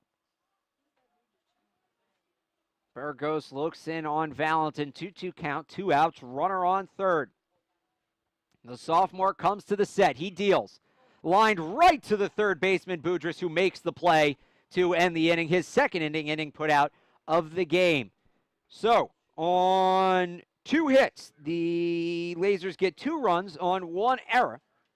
Through 3.5 here from Boston, it's Beacons 4 and the Lasers 3 on the Beacon Broadcast Network. UMass Boston was my first choice because when I came to the campus, I saw that there was a lot of diversity. There's a lot of people. Here there's a lot of international students, so it's really cool to meet people from different countries, different parts of the world. I'm Julia Murphy. I'm from Canton, Massachusetts. I'm Olivia Murphy. I'm from Canton, Massachusetts. We're sisters. We're sisters. I play volleyball and she plays basketball. Here they have a freshman success community. So each major has their own community that you can join as a freshman, and you take classes with them, you do study groups with them. So it was really helpful getting to know people in your major right away. So in health exercise sciences, we have an internship at the end, so it's so much better to have like an advisor helping you out, like telling you which classes.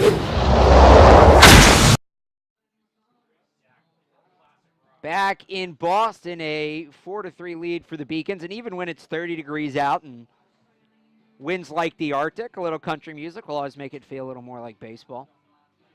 Casey Johnson back on the mound for his 4th inning of work through 3. He's allowed 5 hits, 4 runs, hasn't gotten much help with 2 errors in the field. Each team is committed 2 miscues. Johnson will face in this inning the 8, 9, and 1 hitters for the Beacons. It will be Nick Herzog and Joey Rogers if anybody reaches Sal Fershino. Herzog is 0 for 1. He grounded out to short in his previous appearance. Sophomore from Riverhead, New York. And he will get ready to step in on the right side. Sun started to set most of the infield. Most of the right side of the infield is in the shade, although that's ground level shade, as I can see the first baseman, Dan Mascalo, shielding his eyes.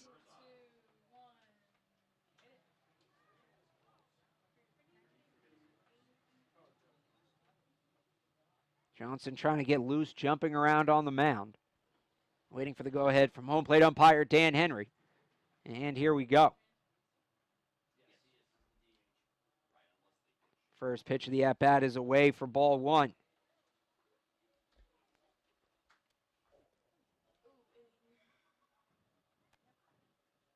Bottom of the 4th, Beacons with a 4-3 lead. They have scored 2 runs in every inning except the first. Trying to keep that going. Lasell got it started with a inside the park home run in the top of the first. The Beacons scored 2 in the bottom of the second and bottom of the third. Lasell answered with 2 in the top of the 4th. That one just misses. 2-1 the count to Nick Herzog. Johnson kicks and deals. Herzog grounds it back up the middle, a leadoff base hit. Herzog has his first hit of the year as that one hugged right up the middle and stayed just out of reach of Hector Cosi on a shortstop.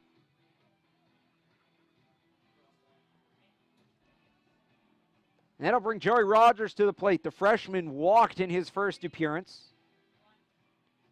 Ended up being stranded after Dan Mantoni grounded out to end the inning.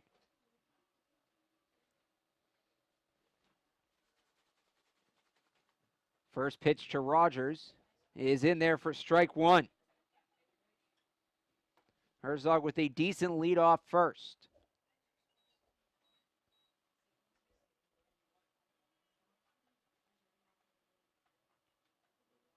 Johnson comes set.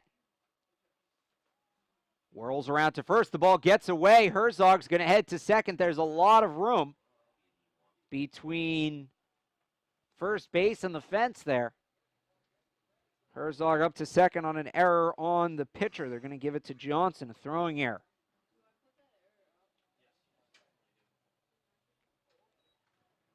Oh, and 1 the count now. Runner on second.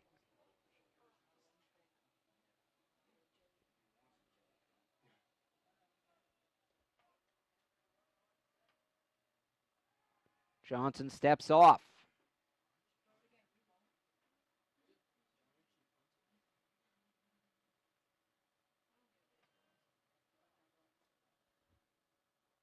Looks back to second again. Comes in on Rogers. Jumping out of the way, and it clipped him in the elbow. Not a fun place to get hit, but Rogers jogs it off easy.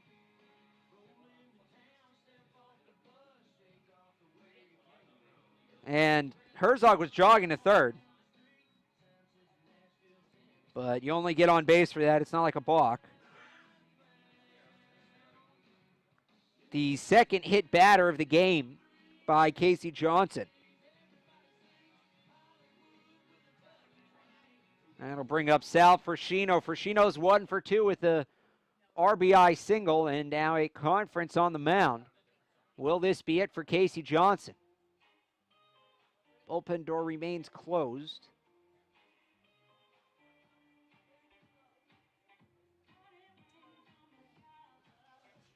A 4-3 ball game here in the bottom of the fourth. And the upcoming schedule for the Beacons, they'll be back at it on Monday when they take on Brandeis. Continue their early season homestand a day later against MIT, and then DeSales comes to town a week from tomorrow, next Friday. You can catch all those games right here on the Beacon Broadcast Network. Sal Frashino, again, digs in. 1 for 2, like I said. He's got runners on first and second. Good leads for both. Johnson steps off. Good speed on the bases for both Herzog and Rogers, the corner outfielders today for the Beacons. Mantoni on deck.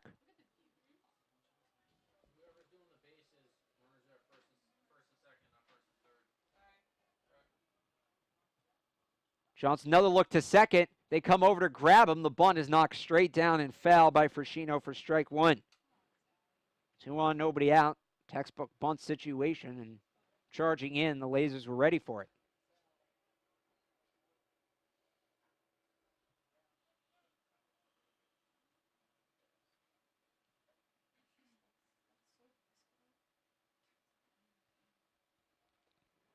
Johnson stares in. Here's the pitch. Showing bunt again. Gets it down the first base line. It's a good one. Both runners are going to be safe. Frashino tagged out at first on the sacrifice bunt. It'll go 3 unassisted.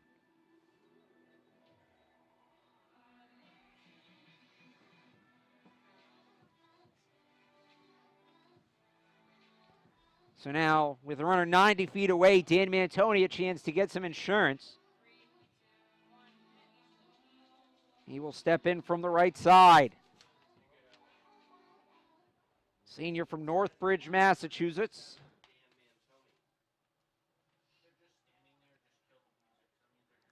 Corners playing in with the runner on third. Here's the pitch. Away for a ball. Scooped up by Haskin at a slide to his right. Mantoni is 0 for 1. He struck out. Or pardon me, 0 for 2. He struck out. And grounded out to end the second.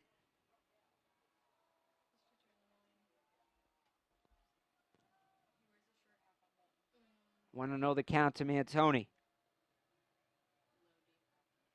Here's the pitch. Ran it inside on the hands, and he fouled it into the third base coach's box, 1-1. Tried coming in with the fastball. Mantoni fights it off.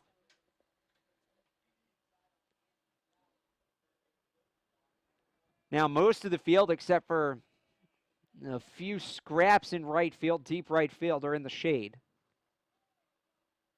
Lights are on. I assume those will take prominence soon. The 1-1 lined into right field. Coming in on it is Beckerman. He can't get there in time. It's going to be at least one. Runners had to wait unless it was caught. Stop sign at third base for Joey Rogers, but Herzog scores, and it's 5-3. And RBI single for Dan Mantoni.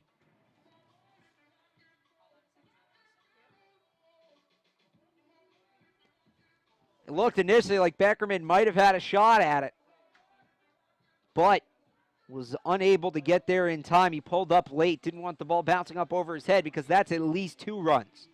So first hit of the season for Dan Mantoni, first RBI.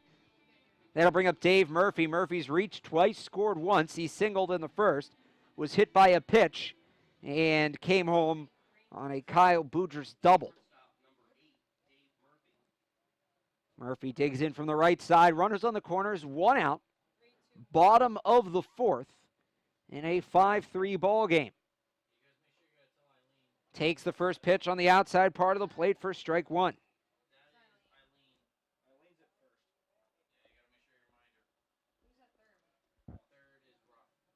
Johnson looks in on Murphy.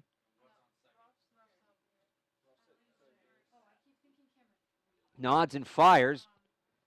Fouled off the plate and back. Beacon shortstop quickly in an 0-2 hole.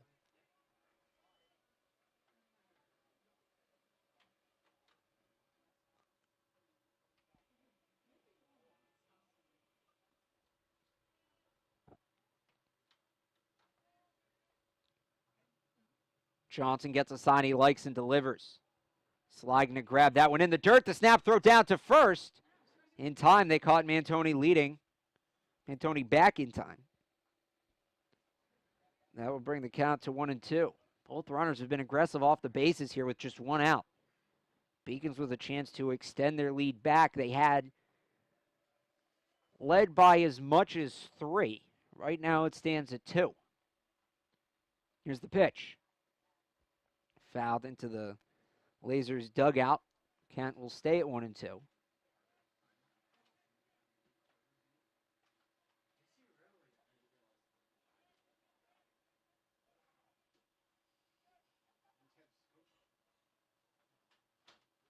Johnson, a long look in. From the stretch, delivers.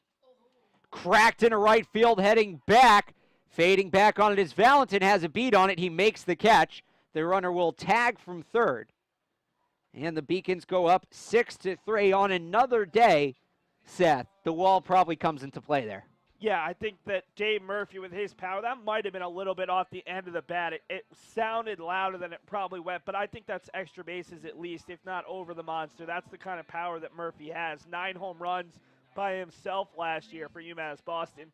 Does the job, though, and this is what you want. If the opponent puts up 2, then you want at least 2 back, and the Beacons doing a nice job, bottom of the order, setting up the middle of the order for some run-producing opportunities.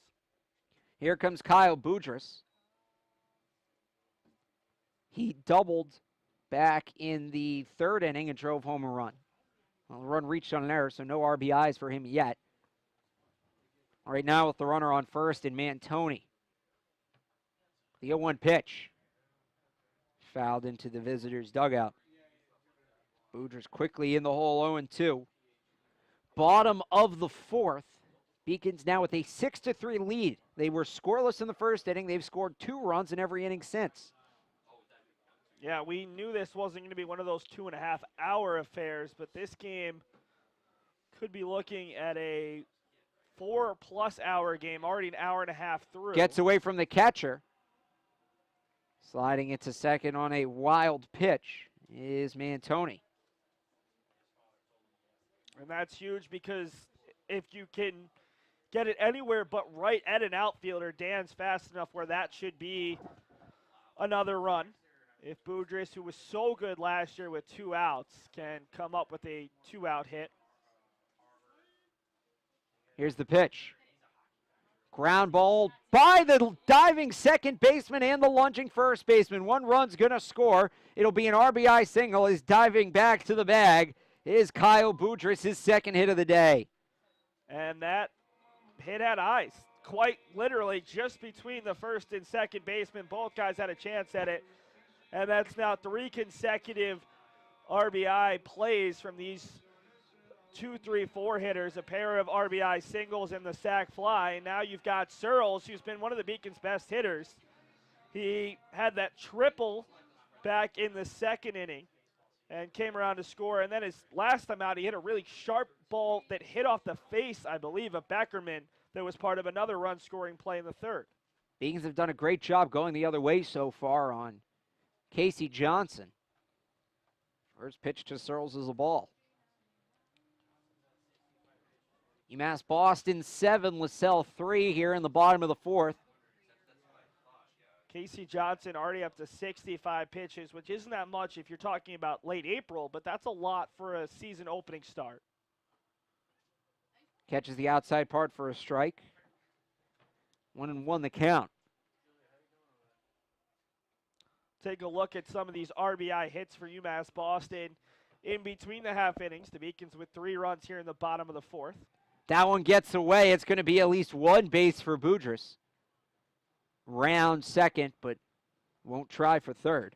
Boudris one of these slower base runners for UMass Boston, but another guy who's alert. That's the nice thing about this Beacons team. Every single guy knows how to run the bases pretty well, so you'll see them take the extra base. That's a big principle of Brendan Igerbroats, the 13th-year head coach. And in large part, that's because he has two guys he can trust at first and third. Kevin Kelly, his longtime assistant, now associate, and Bobby Barrett, the third base coach. Those guys have been with him for a couple years. He trusts them fully, and the guys do as well. Looks back to second. Johnson delivers. Lined into center field. That's trouble. Mihalik back on it. It's going to get over his head and one hop the wall. It got legs off the bat. One run's going to score. They're going to wave him around. Now the late stop sign at third, but it's a triple for Anthony Searles, his second of the game. I think we got to get Anthony Searles a new helmet. He's just doing this for fun at this point. But really, that's a really well-hit ball. And again, the wind took it a little bit, but Mihalik thought that he had a beat on it. All of a sudden, it was over his head. You have to take a couple extra steps back today if you're an outfielder in center and right. And the Beacons probably just ended Casey Johnson's day. Now the questions become, who's the next guy to the pen for Lasell? You lost a couple of your top arms. And while we have a second to look at the upcoming pitcher right now, let's take a look at those last 4 run-scoring plays from the Beacons' 2, 3, 4, and 5 hitters.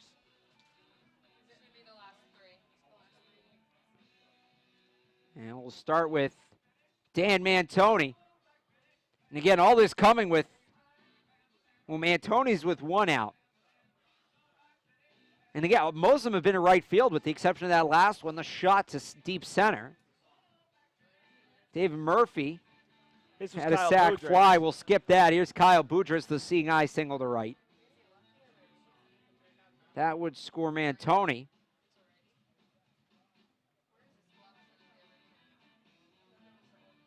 And then just recently, you can see he started back casually on it and then really picked up. Did Mihalik. It rolled off the wall in the deepest part of the park. And Searles with his second triple of the game. See if we can tell the new pitchers. Meanwhile, the final line on Casey Johnson, 3 2/3 plus, 9 hits, 8 runs, 7 of them earned. Plus, he's responsible for the runner on third. So that number could go as high as 8 earned runs in 3 2/3 innings. Walked 1, struck out 3 against 23 batters.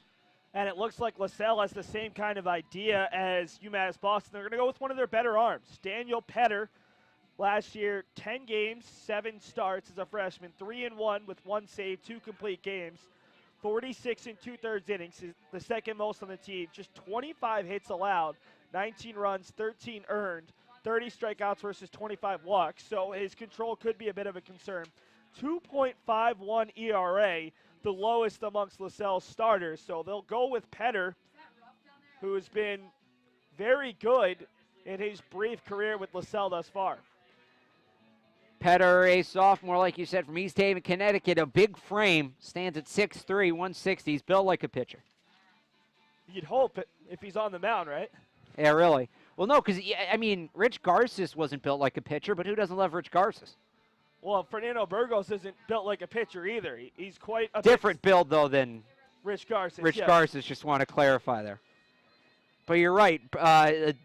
Normally, pitchers, these tall, lanky guys, Burgos, a lot of pop for a guy with not as big of a frame. We'll see what Petter brings. And he will start off facing Chris Fowler. Fowler can reach. Charlie Hugie would bat, and the Beacons would have batted around. They're 2 batters away. They came close. They sent 7 to the plate in the second inning. Fowler, the first baseman, digs in from the left side. First pitch is in the dirt from Petter.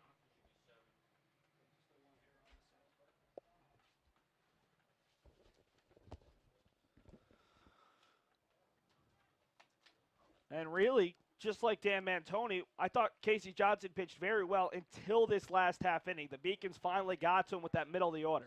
Grounded up the middle off of Petter's glove. Second baseman, shortstop. Neither gets there in time as both dive by it. It's going to be an RBI single for Chris Fowler as Searles scores. Make it 9-3 Beacons.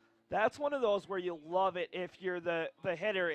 Sometimes you're going to crack the ball right at a fielder, and sometimes you're going to just hit a slow roller that's just fast enough to get through a couple of fielders. And while Fowler's not the fastest of base runners, he's able to get on, and that makes it 5 consecutive hitters who have picked up an RBI. That's Fowler's second. He had an RBI on a fielder's choice last inning. And the Beacons have batted around a first pitch strike to Charlie Hughey. Hughey's 1 for 2. He RBI singled in the second, came around to score the first RBI of the game for UMass Boston, who now leads 9-3 in the bottom of the fourth. An encouraging start here. First half of the first game for the Beacons as Hughey pops one foul. And that closes the line on Johnson, who another rough start early on in the year. Last year he had 2 games where he gave up 7 earned in his first 2 starts. This year 9 runs, 8 earned in 3 2/3 innings.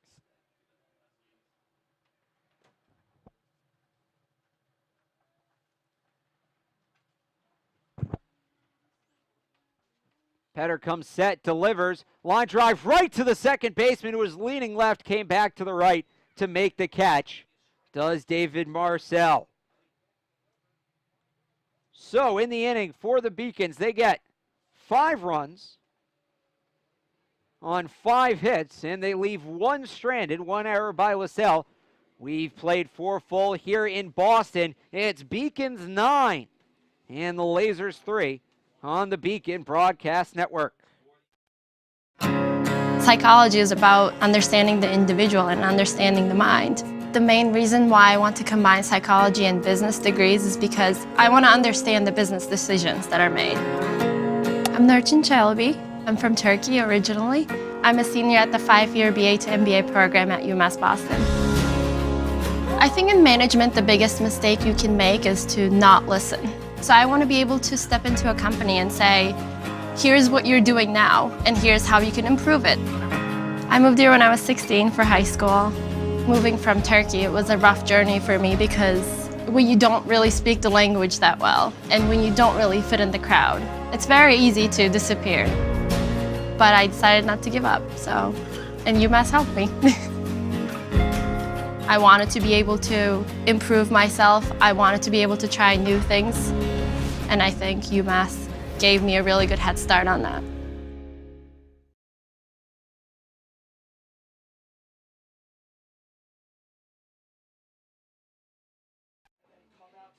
After a long break, that was a long inning.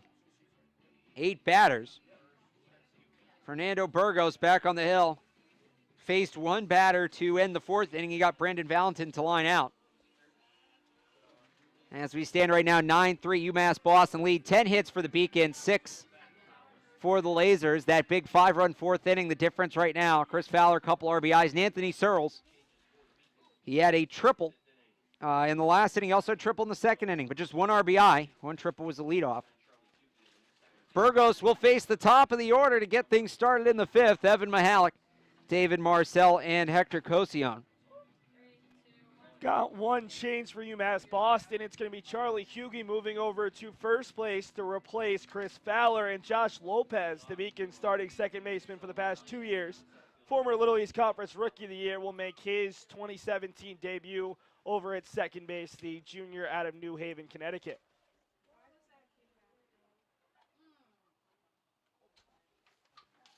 First pitch from Burgos is in there for strike 1. And I think that part of that is the big lead, but also part of it is just trying to get as many guys in as possible. I think you're going to see that, especially if the Beacons can keep a lead. See a couple of the outfielders check in, some of the younger guys, and especially if Burgos can go another inning or 2, probably see a freshman or 2 come out of the pen.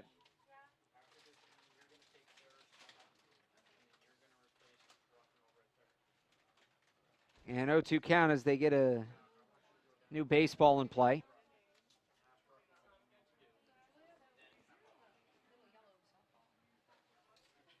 So it's Josh Lopez at second, and Hughey moves to first.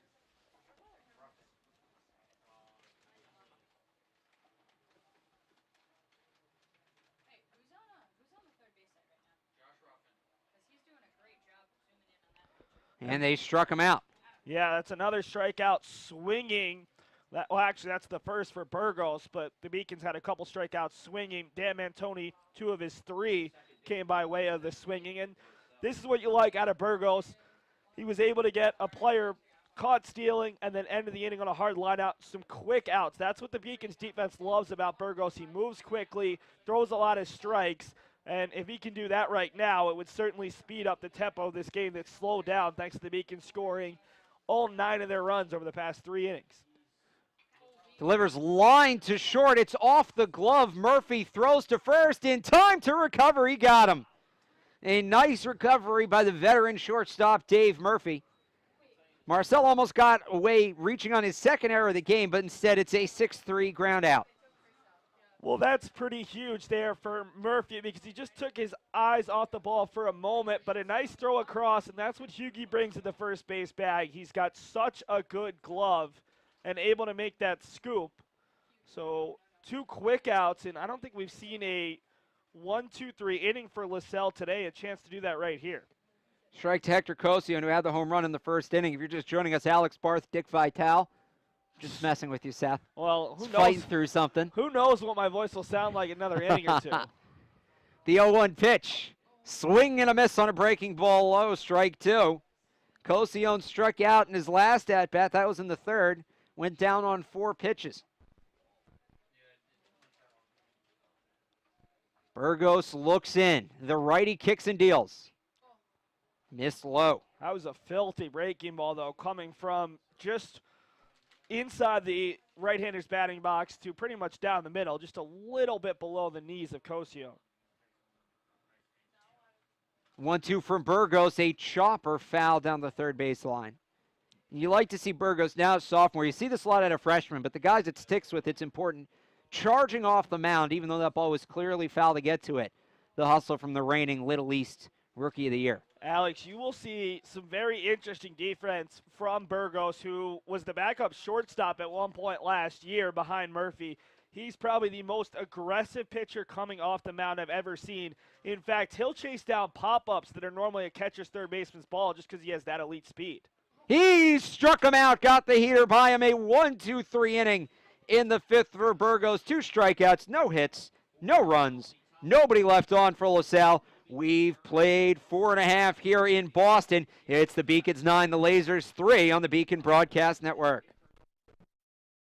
UMass is very public service focused, and it piqued my interest, and I started doing more research on it.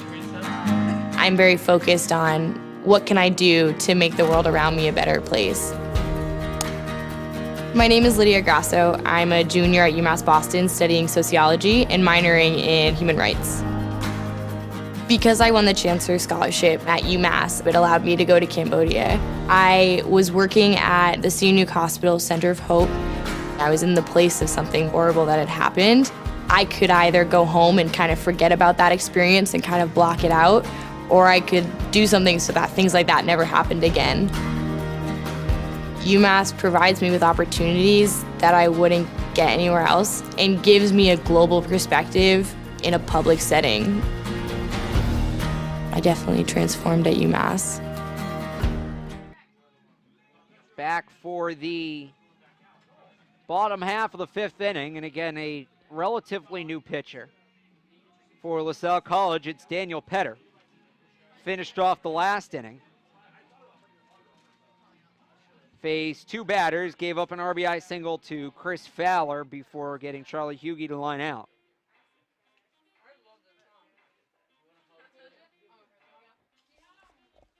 And the Beacons will come here with the 9-1-2 hitters. Or sorry, 8-9-1. Nick Herzog, Joey Rogers, Sal Frashino. If anybody reaches, Dan Mantoni. Herzog's 1 for 2. He had a base hit. He scored in that marathon 4th inning, and he pops this one up over our heads and back behind the press box. The sun has set. The lights have taken center stage here at Monin Park. It was a 4 o'clock start. Almost 2 hours in, and still have half a game to go. That's early season baseball for you. There's the pitch. Another one fouled back right towards the netting. Petter quickly ahead, 0-2.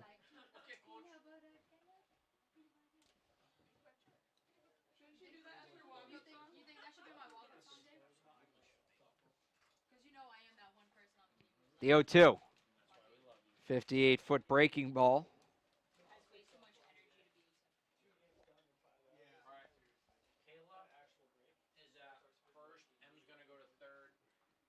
Haskins going to come out and talk to his pitcher. Herzog, like I mentioned, 1 for 2 at the base hit. He advanced to second on a throwing error by the pitcher when they tried to pick him off. And then eventually came around to scoring a Dan Mantoni single.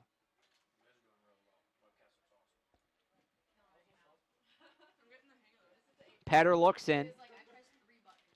Herzog locked and loaded. Here's the 1-2. Ground ball, diving attempt by the third baseman, backhanded at short by Cosione. The throw is not in time as he to throw it deep on the infield. They're actually threw it from the edge of the outfield grass. And it's a single for Nick Herzog to lead off the 5th. That's 4 of the last 5 that have reached for the Beacons. And 5 of the last 7, if you include Dan Mantoni. And in that, a sacrifice fly from Dave Murphy. So the new batter is the freshman Joey Rogers. Rogers takes the first pitch inside for a ball. Joey's reached twice. He's yet to record an official collegiate at bat. He walked in the second, was hit by a pitch in the 4th, came around to score.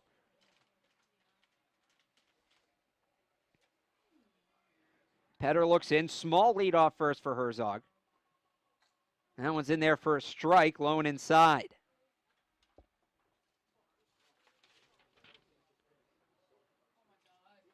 Rogers, a freshman from Dighton, Mass., also listed as a pitcher on the roster, an outfielder and a pitcher. Bats left, throws left. Petter steps off.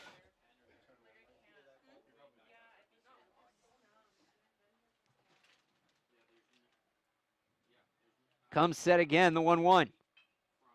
Ground ball snagged by the first baseman to short for 1. They try to get it back. Coming over to cover is Petter. He did not get there in time, so it's going to be a fielder's choice. Rogers will not reach. Rogers reaches. Herzog is out. It would have been a 4-6-1 double play. Muscalo, a 3-6-1 double play. Muscalo made the nice snag, got it to Cosione, but no time for the return throw to catch the speedy freshman. And back to the top of the order we go for the Beacons. It will be their 4th time through the lineup. They battle around on the 4th. That helped. Fershino is 1 for 2 with an RBI single in the 2nd. He had a sacrifice bunt with runners on 1st and 2nd, nobody out, last inning. Digs in from the left side. Throw over to first.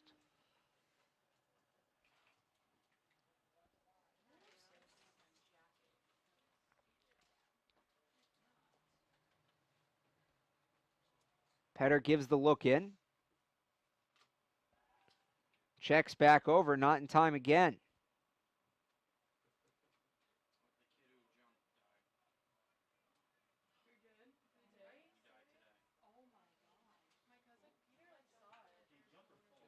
One out, runner on first.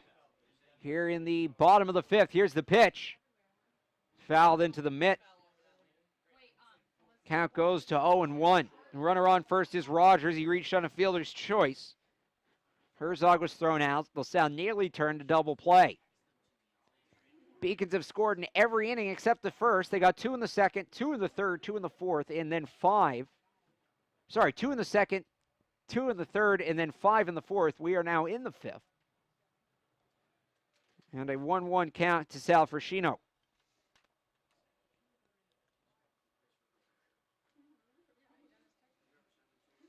Petter looks in. A long look. Comes with the right-handed delivery, fouled straight back. 1-2 the count to the Beacon center fielder.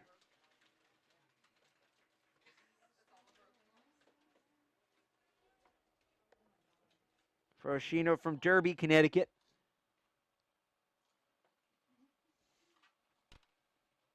The 1-2. Fouled right back at us.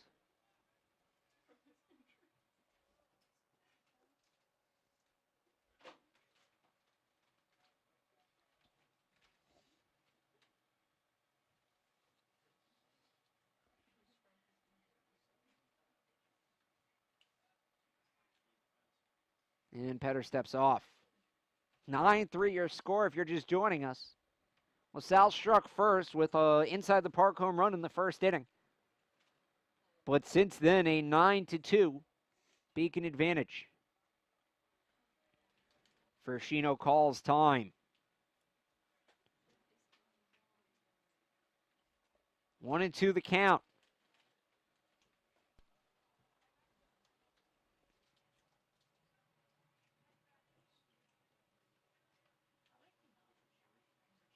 Here's the pitch.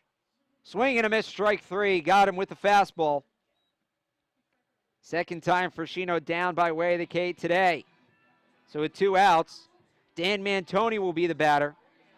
Mantoni is 1 for 3 with an RBI single in the fourth. The first of 5 consecutive at-bats with RBIs for the Beacons in the last inning.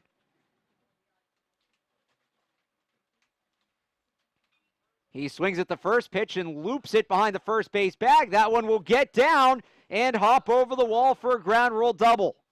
Probably saves Lasell a run as Rogers has to stop at third. Mantoni with back-to-back hits.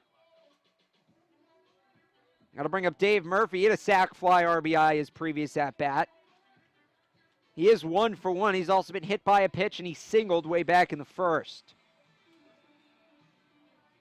Murphy, the shortstop, made a nice play in the top half of this inning. Couldn't handle a screaming line drive, but was able to knock it down and still throw to first in time to retire the batter. And the senior steps in to face Petter.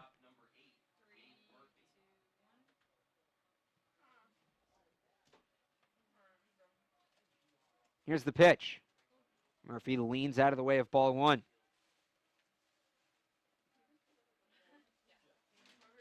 Runners on second and third, Mantoni and Rogers respectively, with 2 outs in the bottom of the 5th. The Beacons with a 9-3 lead. Taking for a strike in the count 1-1 on Murphy, who's yet to swing the bat this time around. Wind has died down a bit based on the flag, but still definitely a factor.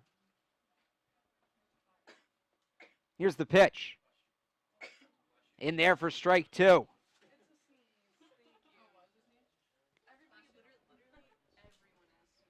One and 2 the count, 2 outs to the Beacon shortstop. Runners on second and third. Lasell trying to hold the Beacon scoreless for the first time since the first inning. That may do it. Ground ball to second. Marcel to first. And the Beacons are retired in the 5th. They get no runs on 2 hits. And Strand 2, we've played 5 full in Boston. It's UMass Boston 9, Lasell College 3 on the Beacon Broadcast Network. Psychology is about understanding the individual and understanding the mind. The main reason why I want to combine psychology and business degrees is because I want to understand the business decisions that are made. I'm Nurçin Çelebi. I'm from Turkey originally. I'm a senior at the 5-year BA to MBA program at UMass Boston. I think in management, the biggest mistake you can make is to not listen. So I want to be able to step into a company and say, here's what you're doing now, and here's how you can improve it. I moved here when I was 16 for high school. Moving from Turkey, it was a rough journey for me because when you don't really speak the language that well, and when you don't really fit in the crowd, it's very easy to disappear. But I decided not to give up, and UMass helped me. I wanted to be able to improve myself. I wanted to be able to try new things. And I think UMass gave me a really good head start on that. As the Beacon season gets underway, make sure you're following on social media to keep in touch with the team at UMass Beacons on Facebook, Instagram, Twitter, and YouTube. And you can get updates on the baseball team and all things UMass Boston Athletics, women's hockey team in the tournament, lacrosse season getting underway yesterday. Updates on all of that at beaconsathletics.com. As we head out for the top of inning number 6, it will be Kyer Beckerman, Dom Mascalo, and Andre Marchessault, the 4, 5, and 6 batters, heart of the order for Lasell. Beckerman is 1 for 2. He reached on a single in the 4th. He struck out back in the 1st. It will be his first at-bat against Fernando Burgos, who retired Lasell 1, 2, 3 in the 5th, including 2 strikeouts. He gets up quickly on Beckerman here. Working fast, comes to the plate with pitch number 2, misses the outside corner. Count evens up at 1.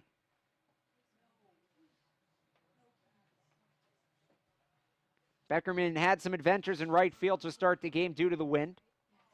Fouls this one back, but as has every fielder in this game, really, it's been an adventure. 5 combined errors, and that doesn't count the balls that the wind just simply blew away from fielders.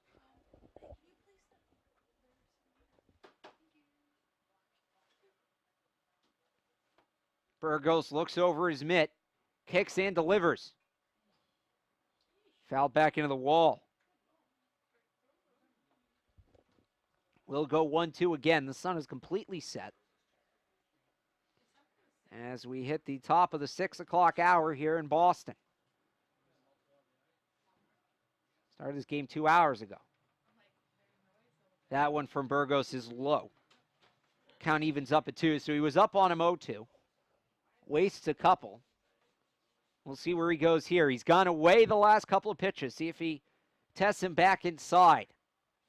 The sophomore winds and fires. Misses low again. That one was back inside, but he stays low. See if he elevates a fastball, tries to get him to swing under one on a full count. Nobody out, top of the 6th. Beacons lead 9-3. Here's the pitch. Ball 4. Walks Beckerman after he had him up 0-2. Refused to come up high on the cleanup hitter for Lasell. That will bring up Dom Mascalo.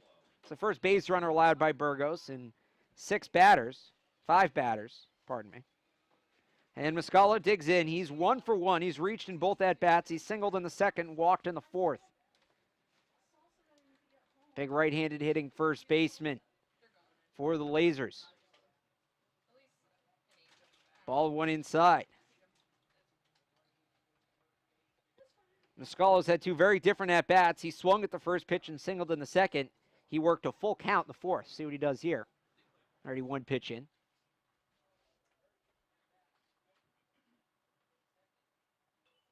The 1-0 is fouled off just over the screen to our right.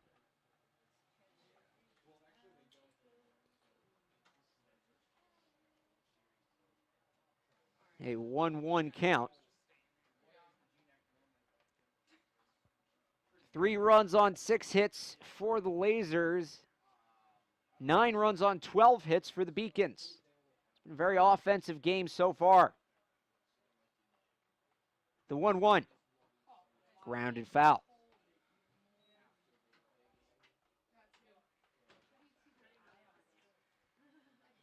One and 2 the count for Burgos as he faces Mascalo.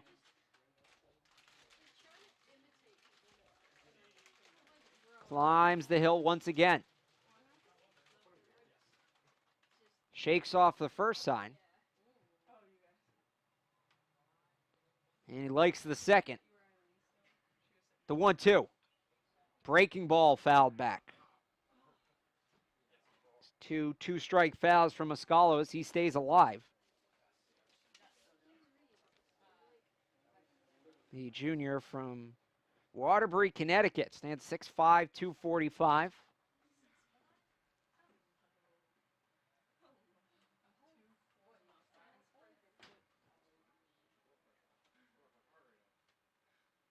Here's the 1-2 pitch.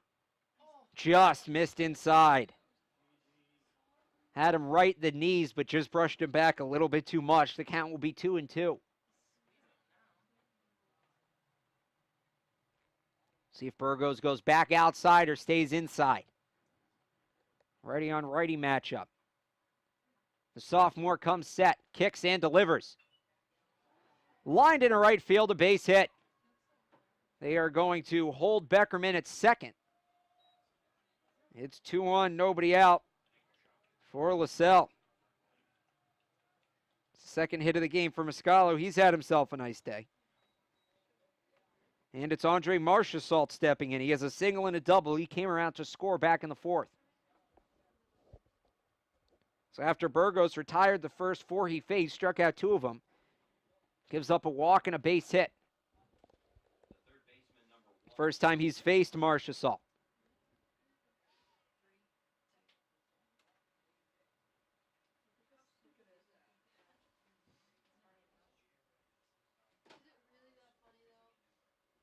Here's the pitch.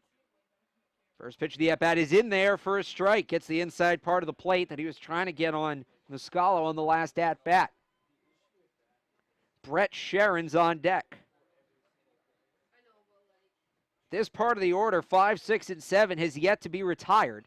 A couple walks and errors in there. This might be the first one. Popped up first base side. Will it stay in the park? No. Muscalo's now 2 for 3 with a walk. Marchessault is 2 for 2. Sharon's yet to record an official at bat. He walked and reached on an error.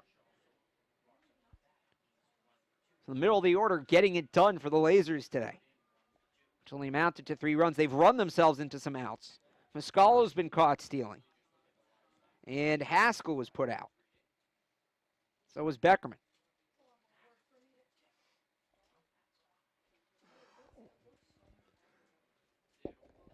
Burgos ahead 0-2. He was ahead 0-2 on Beckerman, ended up walking him. See if he's more aggressive this time around.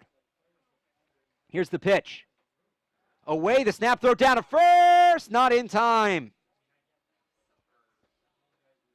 Pitch out, fails to get Muscalo. Beckerman stays at second.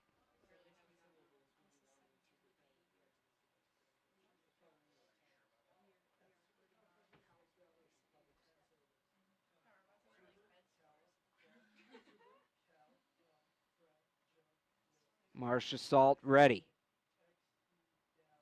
That one's inside. Came right in on the kneecaps, and Marchessault barely flinched. Third baseman for Lasell.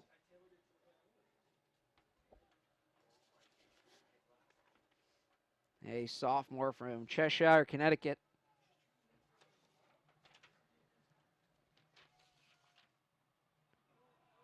Away for a ball. He thought it was ball 4. Was about to flip the bat, but it's going to be a full count. Second time this inning. Burgos has been ahead 0-2, only to end up with a full count.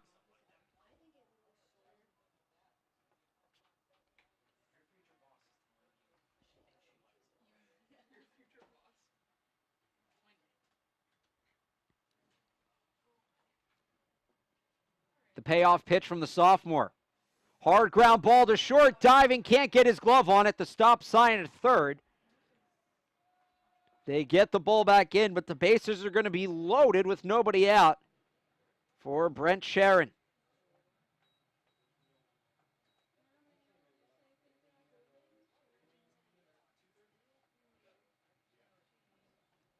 Ducks on the pond for the Lasell DH. He's walked and reached on an error.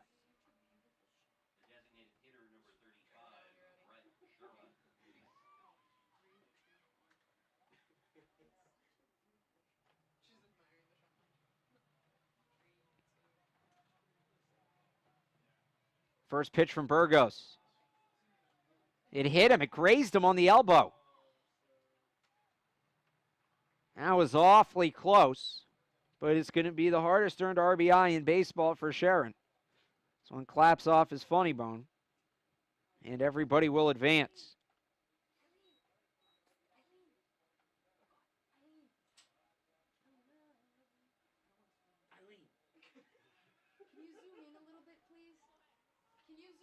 The new batter is Matt Haskell. Haskell's 1 for 2 with a base hit. He is the last batter yet to face Burgos as Searles comes out and talks with his pitcher. Score now 9-4 in favor of the Beacons here. In the top of the 6th inning, the bases are loaded, still nobody out. Go back 2 batters ago to Marchessault, looked like possibly a ground ball double play, but just out of the reach of a diving Dave Murphy. He was playing close to the second base bag, anticipating a double play. Here's the first pitch of the at-bat to Haskell, and it's in there for strike one twice this inning. Fernando Burgos has gone up 2-0 on a hitter. It's ended in a walk and a base hit. He's up 0-1 on Haskell. Comes set. Kicks and deals. Ground ball to second. This could be two. Flip to second from Lopez. Back to first. Double play. Murphy gets him 4-6-3 it goes. A run will score. But the Beacons will trade outs for runs at this point. It's Marchessault up to third. It's Mascalo coming home. Sharon was out at second.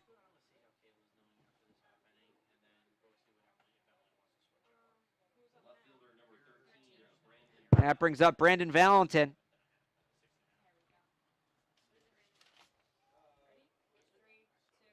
The senior from Meriden, Connecticut. He's 0 for 2. He failed to reach on a bunt attempt back in the third, and he lined out in the fourth. Takes the ball there. A much-needed double play there for the Beacons. Lopez to Murphy to Hughie.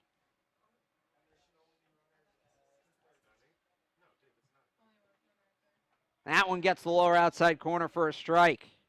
Coming in with the fastball.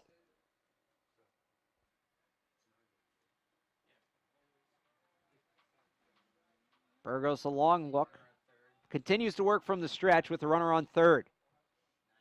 The 1-1 grounded right back to him. Pops up off the mound. An odd hop. It's fielded at second by Lopez. The throw to first gets away. Run's going to score. Staying at first will be Valentin. And they're going to roll out a base hit.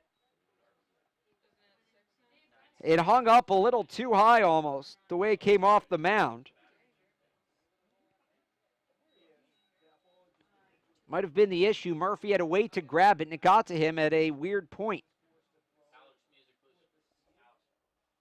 And a meeting on the mound. So that's going to be it for Burgos. As we stand in the top of inning number 6. Now a 6-9 ball game. 3 runs this inning for Lasell. Started with a walk to Skylar Beckerman after he fought back from an 0-2 count. A base hit by Dom Mascalo. A base hit by Andre Marchessault loaded the bases. Brent Sharon was hit with the first pitch he saw, drove a run in. Matt Haskell grounded into a double play, but that scored the runner from third, Marchessault. And then Brendan Valentin with the RBI single there brings up the top of the order, and Evan Mahalik. Mahalik is 0 for 3. He struck out twice. Throw to first, nobody home. Mahalik struck out twice, once looking, once swinging. He grounded to short in the third inning.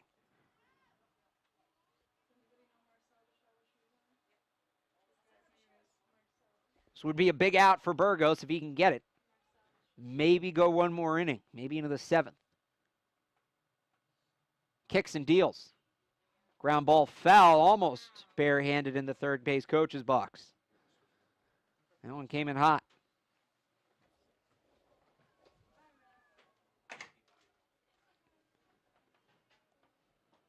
Oh, and 1 the count as Mahalik steps back in.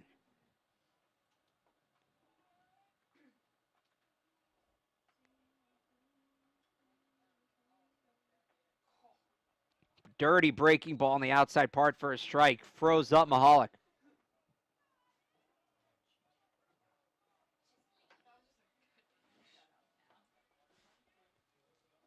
Worked his way inside out on that one, did Burgos. Gets himself ahead 0-2. He can end this inning right here. Lasell's put 3 across.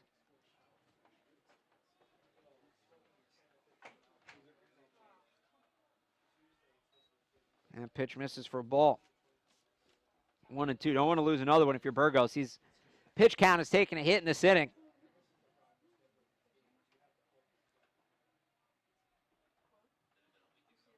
Runner on first. That's Valentin. 2 outs. 1-2 count.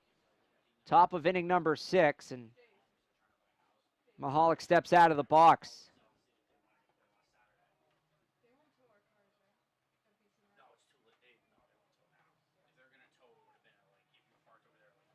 Now back in.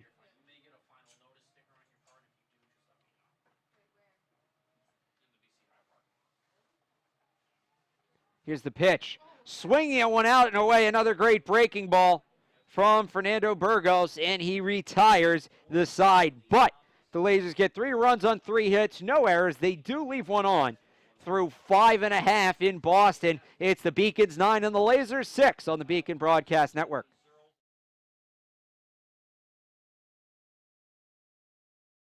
Paris changed my life, and I got there through UMass. Those very specific seminal moments in Paris, the subway. A man in a tuxedo walked in, and a woman in a long gown. And it was stunning. It all hit me. It was like a lightning bolt. There was this world of beauty and style that I wanted to be a part of. That was the beginning of the journey. And that all came through the University of Massachusetts. And that was really a key moment for me. That's one of those moments you never forget.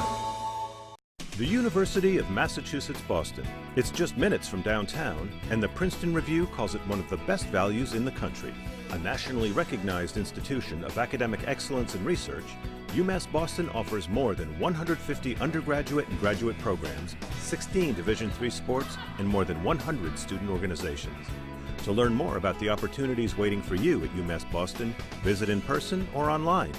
UMass Boston, a research university with a teaching soul.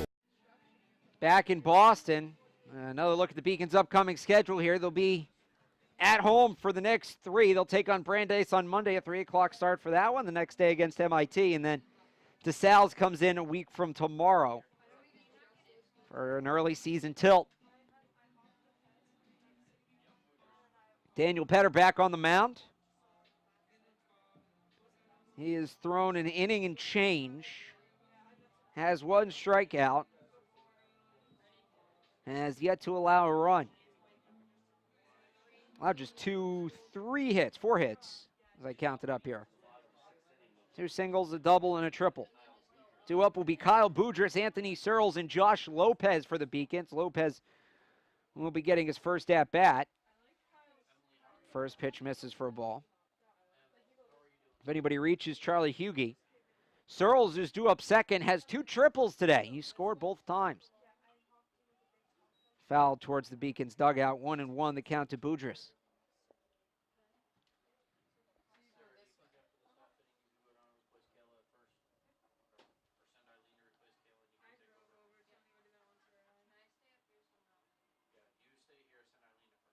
One and one, the count to Boudris. Here's the pitch. Bounces it in. Seen a couple 58-foot curveballs today. Tough to get a hold of that baseball in these conditions. Bitter cold out.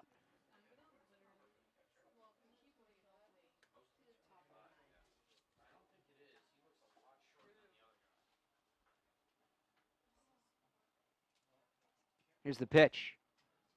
Fouled off. 2-2 the count. It looks like there's a new catcher down there. Trying to see the number. The previous catcher, Matt Haskell, was 25. And it's definitely 30-something.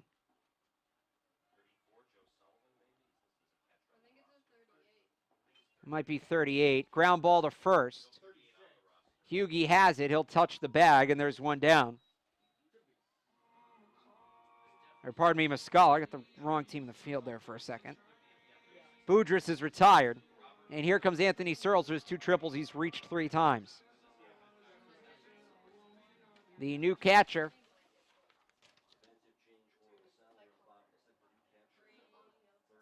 is number 36, Robert Catone.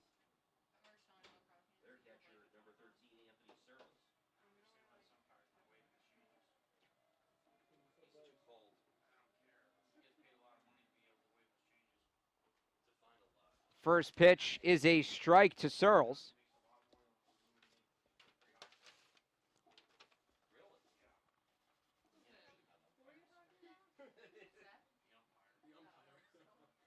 Second pitch misses, and it's 1-1. Searles, like I mentioned, tripled in the second, reached on an error in the third, tripled an RBI triple in the fourth, and came around to score. The 1-1 is hit foul.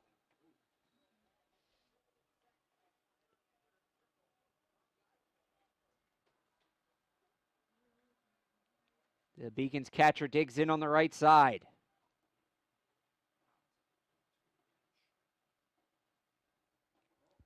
Petter steps off. They're hugging the lines on him. You can see the shortstop, Hector Cosio, almost in the middle of the field. Runs in, cracked him, just missed that. Thought I heard it hit the helmet, just missed the helmet. It's going to be ball 2, 2-2.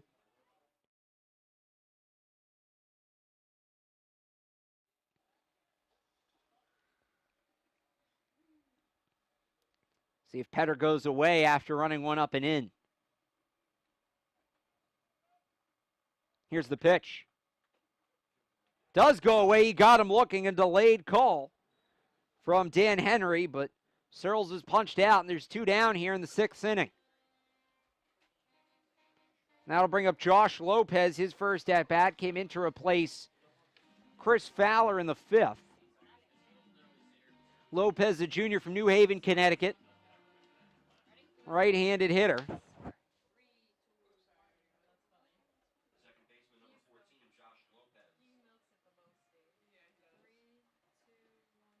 Lopez fouls the first pitch he sees today off.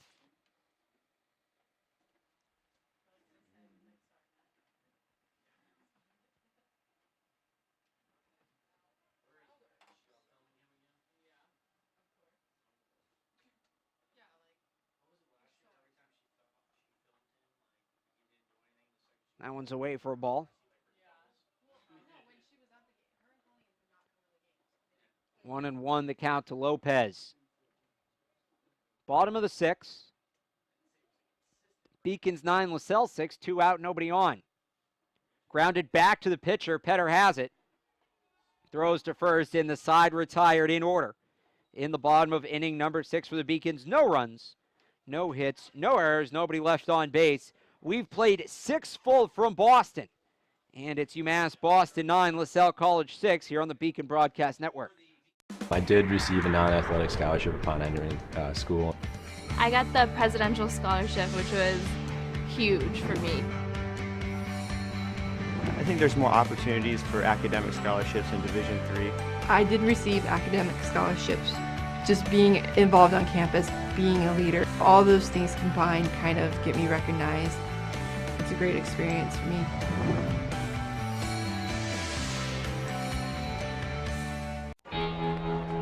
Cheer for the stumbles. The he shoulda had that's. And the tears that linger. For in those moments, greatness lies. There, you will find the provoked, the determined, the unified. It's in those moments that champions are born.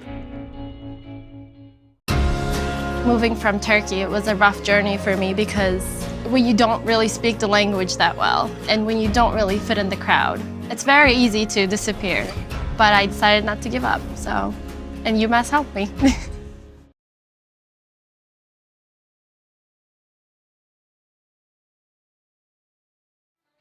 Two-thirds of the way through, there's the snapshot.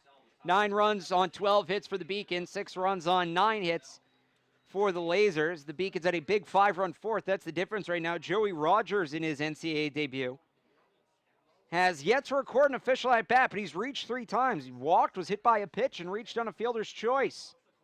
Ground ball foul down the third base line from David Marcel. It will be the 2, 3, and 4 hitters to face Fernando Burgos for Lasell. And it's Marcel at the plate right now. He is 0 for 3. Cosion's 1 for 3 with an inside the park home run. I did receive a non-athletic scholarship upon entering school. I did receive academic scholarships. Just being involved on campus, being a leader, all those things combined kind of get me recognized. It's a great experience for me.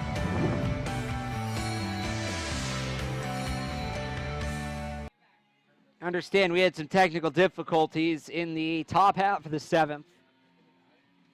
If you missed it, David Marcel led off with a single. And then an outstanding unassisted double play from Charlie Hughey at first, which he caught a line drive and tagged Marcel, who had already broken for second.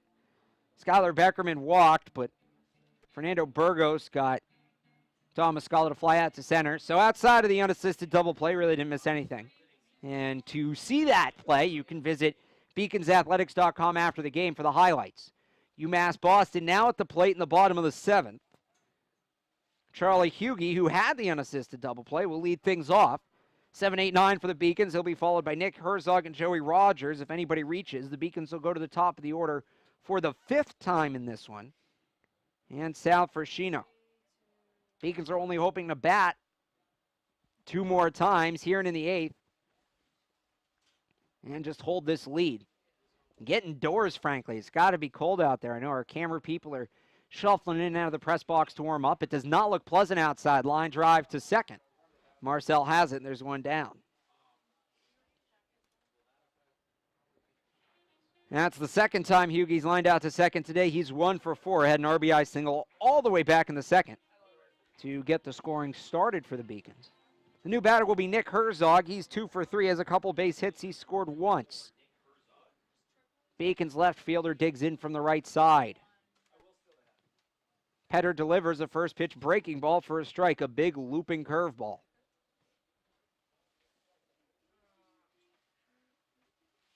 Herzog comes set. Here's the pitch. Away for a ball, count evens up. 1-1.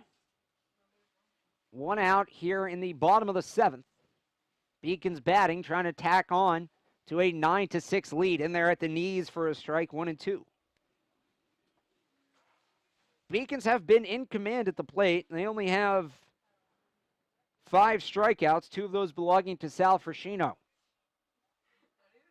1-2 in the dirt. Count evens up.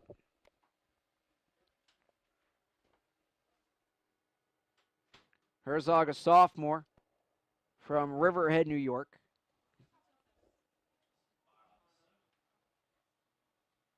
Petter comes set. He has that off-balance stance, 1 foot in front of the other. Here's the pitch. Popped up behind the first base bag. Muscalo coming over. The second baseman comes in, and Marcel, the diving snag.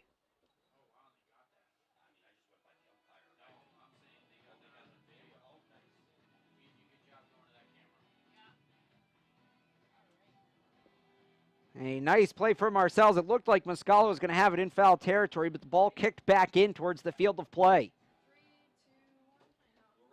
Here comes Joey Rogers, the freshman.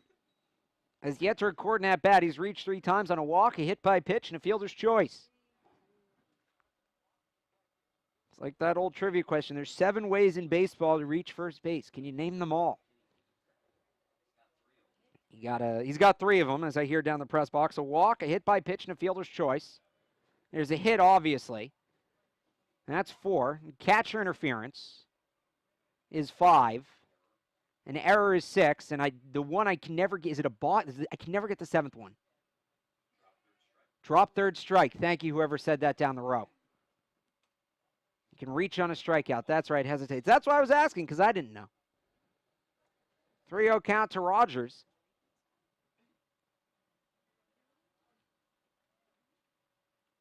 Here's the pitch. Strike 1 gets him with the fastball. See if he can reach in a 4th way.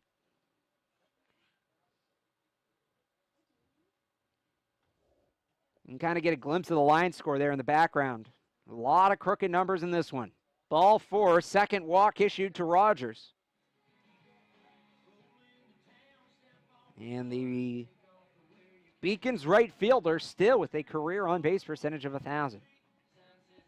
With 2 outs, a runner on, Sal Frashino coming up. It hasn't been the best season debut for him. Does have an RBI single, but he's also struck out twice. Throw in a sacrifice bunt as well. It's his 5th at-bat. 5th time through the order go the Beacons. Here's the pitch.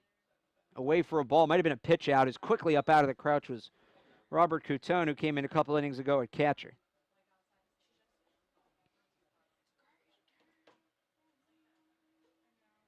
Rogers takes his lead off first. Minimal lead. Now stretches it out a bit. And as Petter comes set, the throw to first is not in time.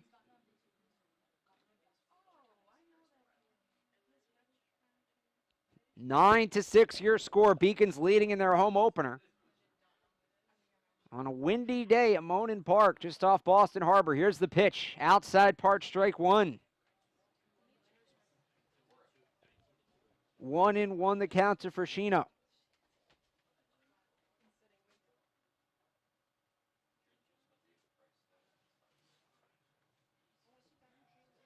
Throw over to first again. No tag.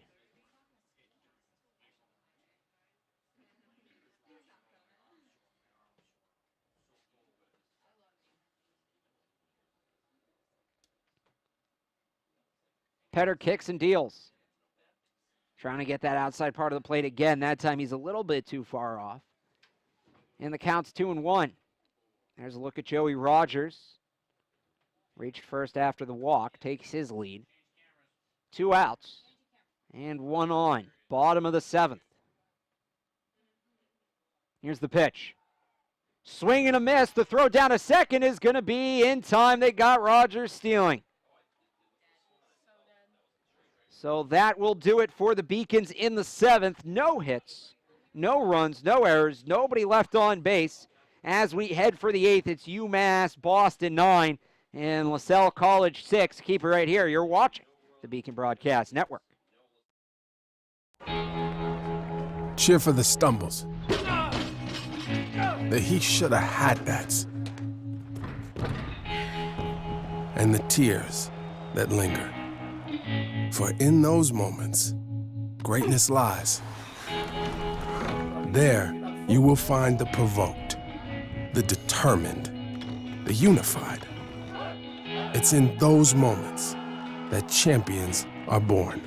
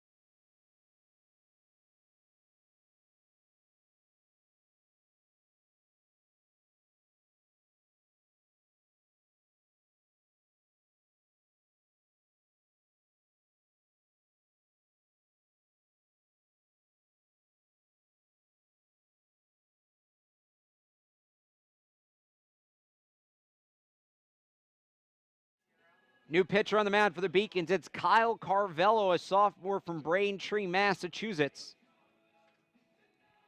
And we'll pull up the final line here on Fernando Burgos. Went 3 2/3, allowed 4 hits, 3 runs. They were all earned.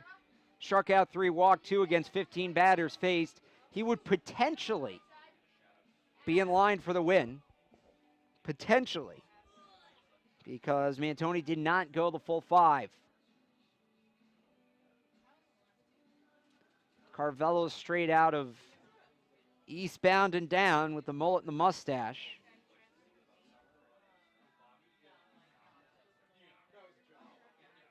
Besides that, doesn't appear to be any changes for the Beacons.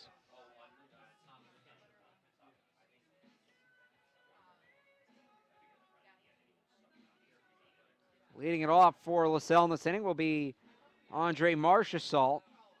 This was the part of the order that gave Burgos trouble last time around, so perhaps the reason for the change. Marchessault, Sharon, and Robert Catone. If anybody reaches Brandon Valentin pending any substitutions. Marchessault has been good. He's 3 for 3, 2 singles and a double. He scored twice. The laser shortstop digs in on the right side and lines one back up the middle, a base hit. 4 for 4 on the day. And the Lasers have one on with nobody out in the top of the 8th.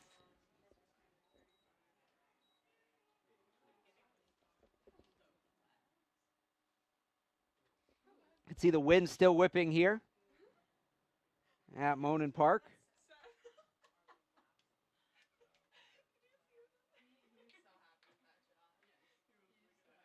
As Searles returns from the mound. And the new batter is Brett Sharon. Sharon has reached 3 times. He's walked, hit by a pitch, and reached on an error. The bases were loaded when he was hit by that pitch, so he has an RBI.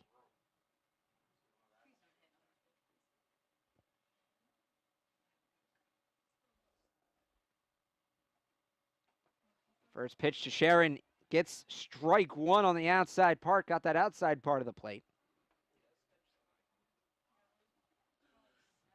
Sharon, the designated hitter today.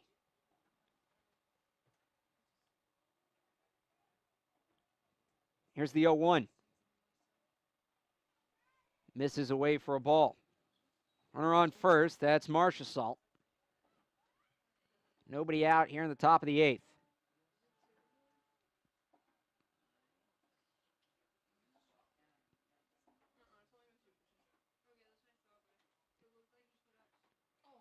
Inside, strike two. Nice breaking ball from Kyle Carvello.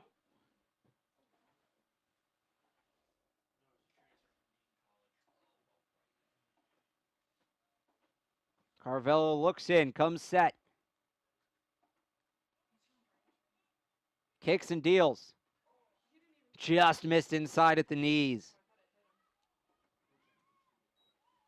2-2 the count. Sharon steps out, looks down the third base line for the sign. Quick check to first. The lefty kicks and deals. First lefty pitcher we've seen today, and the first strikeout of the UMass Boston career of Kyle Carvello. Got him swinging one away. Worked his way from the inside back out. Did Carvello. And the new batter is Robert Catone. Catone came in and replaced Haskell in the 7th inning. Popped up behind us. Haskell had been 2 for 3. Most recently, he grounded into a 4-6-3 double play.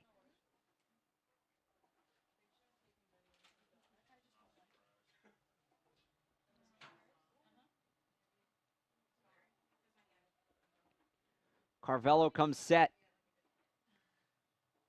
Kicks and deals.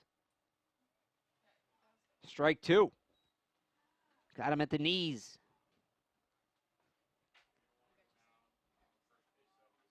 See the Beacons huddled, trying to get warm in the dugout.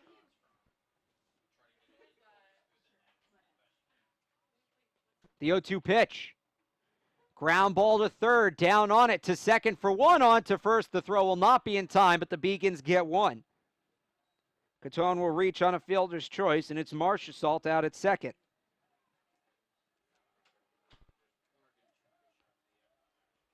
Two down for Brandon Valentin, the 9-hitter, who will step in for a lefty versus lefty matchup.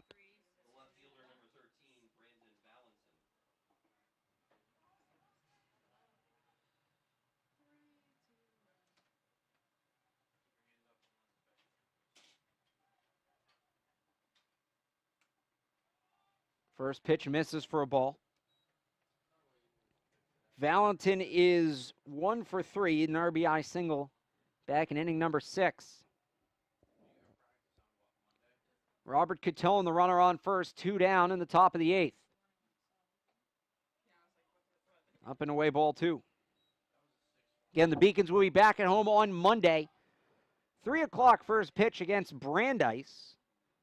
And you can catch that game right here on the Beacon Broadcast Network.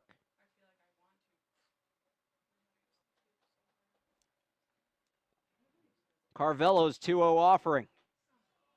Just a bit up. Count runs to 3-0.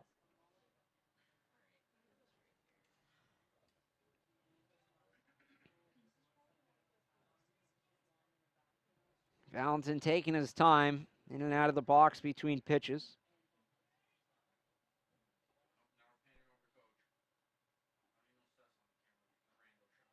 3-0 fastball in there, strike one. Carvello took a little bit off of that fastball, make sure he got it in there. We will see how he battles back.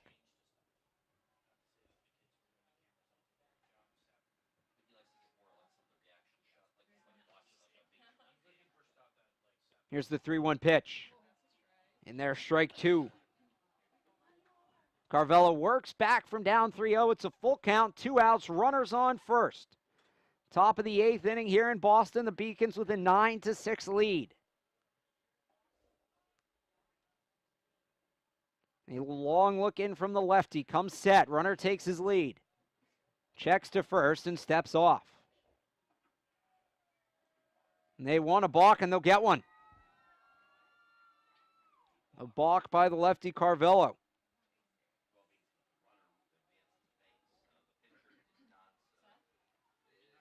Can make this irrelevant here, Ken Carvello, if he can just get the hitter. Hughie comes in to talk to him real quick, let him know what he did.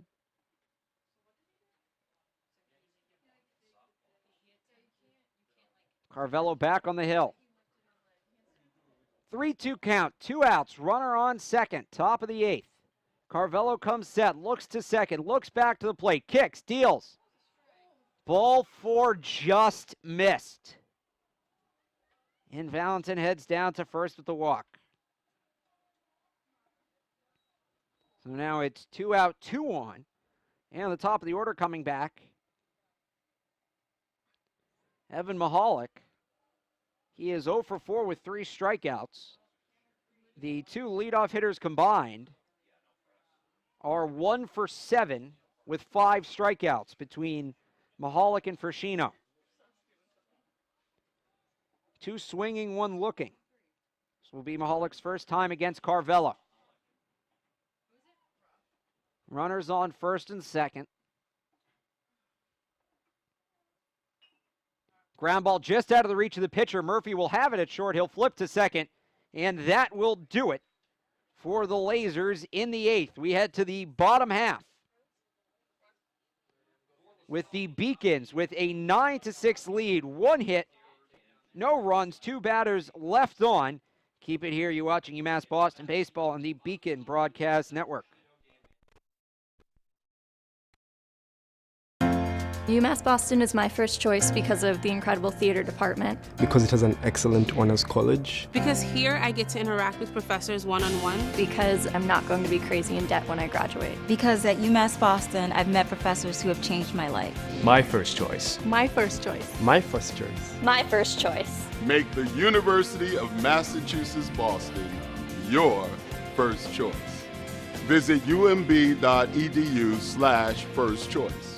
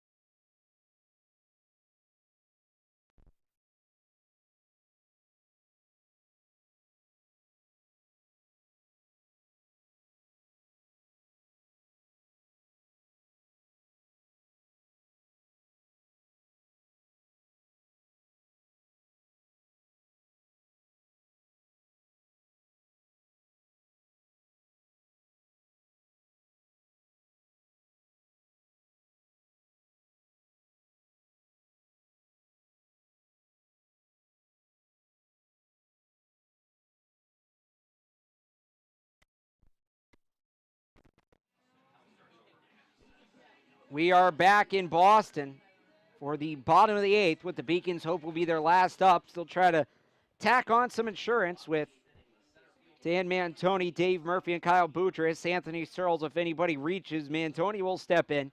Already 2 for 3 on the day. Pardon me, 2 for 4. He's got a couple of hits, including an RBI single on the first pitch. Strike 1. And it looks like we have a pinch hitter. Oh, that's right. It's Sal Fershino, not Dan Mantoni, because Fershino was up when Rogers got caught stealing. So 1-1 count on Fershino. Jumped the gun there, my bad. Fershino is 1 for 3 with a couple strikes out. Bunts this one up in the air towards the on-deck circle. Count will go to 1-2. So Fershino, Mantoni, Murphy, if anybody reaches Boudris.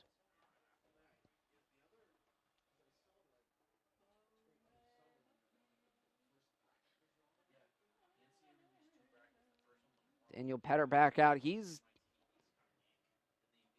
Been in there for a while. On his 4th inning of work, 4th plus, is Fershino down by strikes for the 3rd time today. And the new batter will be Dan Mantoni.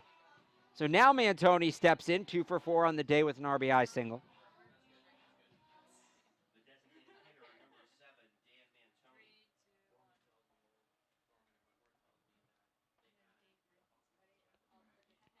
The first pitch to the UMass Boston designated hitter. Misses for ball 1.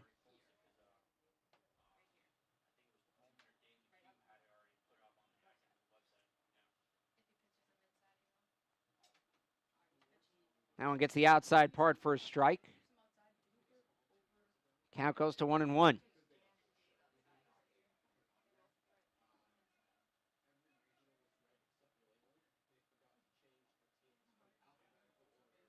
The 1-1 is away.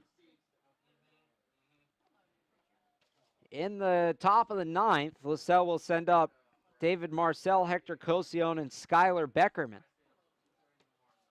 Beacons looking to improve on a three-run lead as it stands. Here's the pitch. That one's low and inside for a ball. Count goes to 3-1 on Mantoni.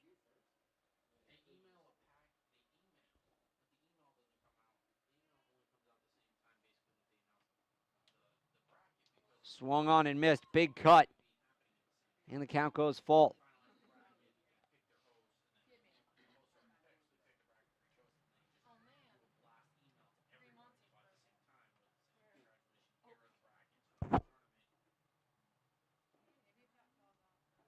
Petter comes set.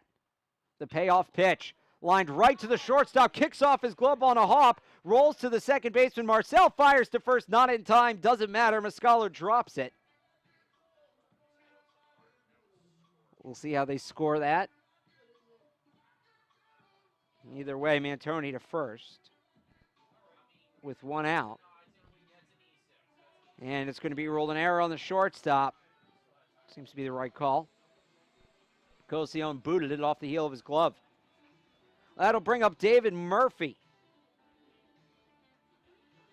Murphy is 1 for 2.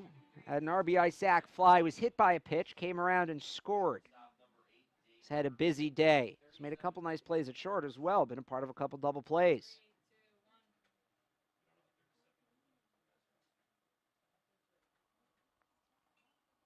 Fouls the first pitch back. Murphy is senior, hitting 3rd in today's lineup.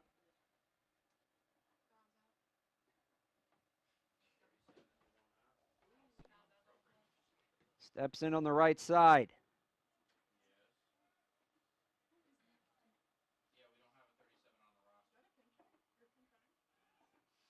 Throw over to first.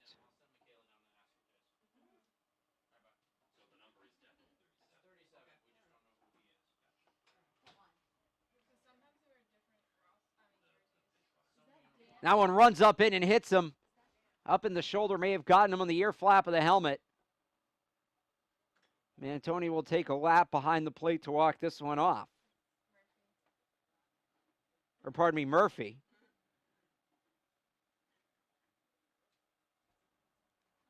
He's going to come talk with the coaching staff. See in the latter stage of this game if they pull him out.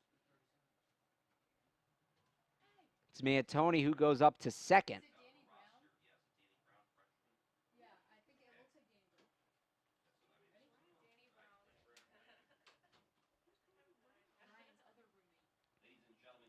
You see him smiling, laughing with the coaching staff. Looks like the helmet did its job.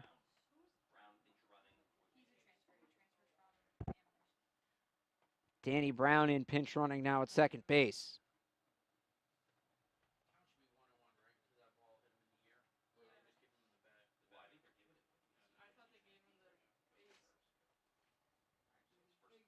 Looks like Murphy will stay in to run, and he will. You assume he's all good. Helmet worked. And it's runners on first and second with 1 out for Kyle Boudris. Boudris is 2 for 4 with an RBI, 2 runs scored.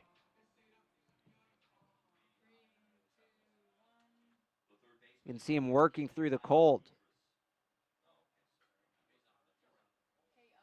Boudris digs in from the left side.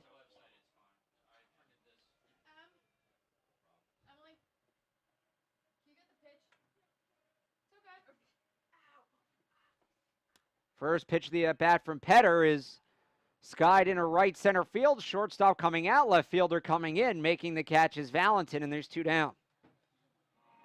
Runners will stay where they are with 2 outs. Anthony Searles steps in. He has 2 triples, struck out and reached on an error.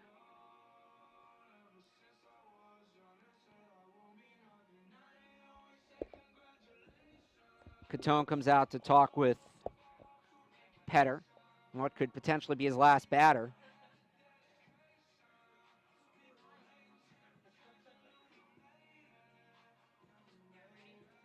Two on, 2 out. Searles steps in on the right side.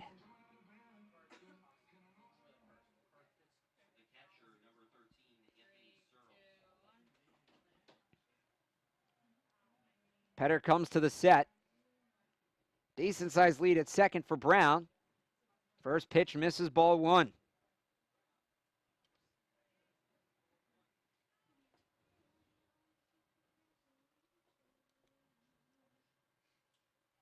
Back out to the mound again as Catone was just out between batters.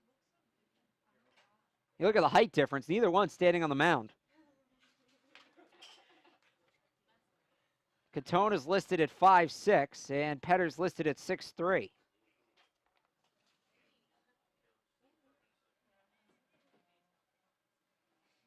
going to yell up to him. Petter comes set. Goes to second. They caught Brown leaning initially, but he gets back in time with a head-first slide.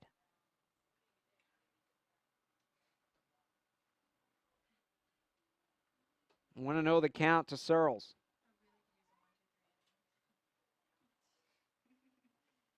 Sets, kicks, and deals. Missed low. And the count goes to 2-0.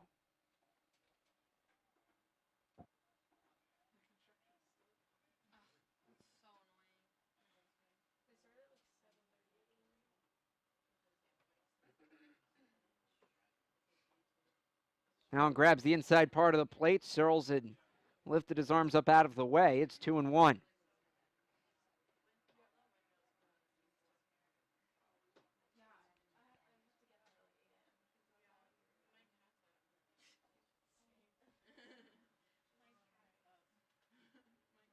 Here's the pitch. Outside in the left-handed batter's box. 3-1 now to the Beacons catcher. 9 runs on 12 hits for UMass Boston. 6 runs on 11 hits for the Lasers. 2 errors committed in the game by the Beacons. 4 miscues committed by the visitors, Lasell. Here's the 3-1. Low ball 4. And the bases are going to be loaded with the Beacons having a chance to put on some insurance.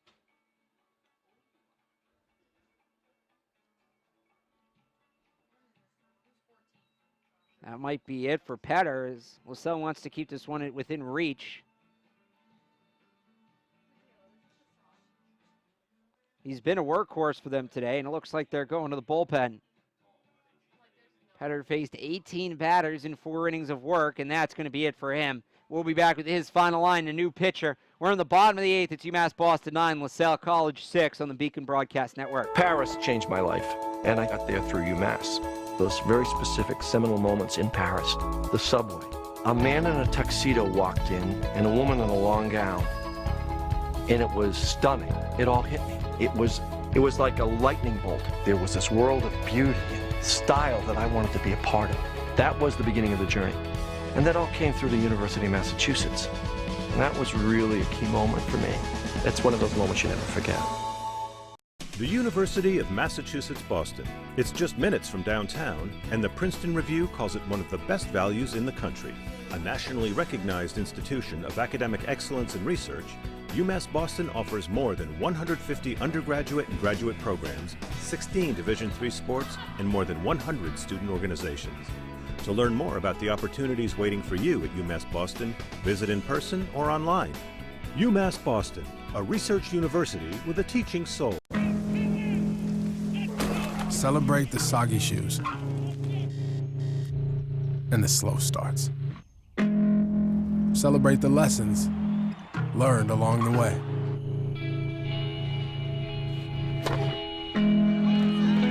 These are the wins. Not the shiny, nail-biting kind. These are the last a lifetime kind.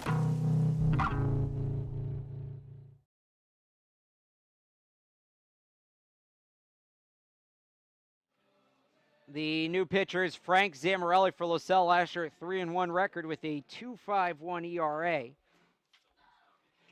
Zamorelli is a senior from Burrsville, Rhode Island. Went to high school at Lasell Academy.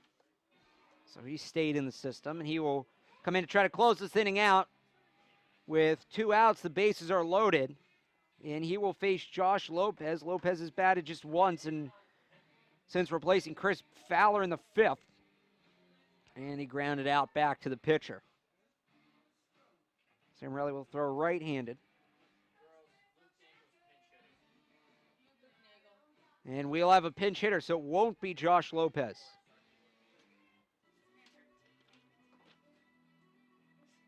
The pinch hitter will be Luke Nagel, a senior from Pembroke, Massachusetts, a transfer from Massasoit.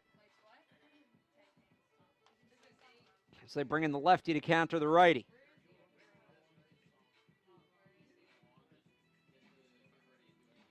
And one would assume Nagel will stay in to play first. Or, sorry, to play second in the top of the 9th.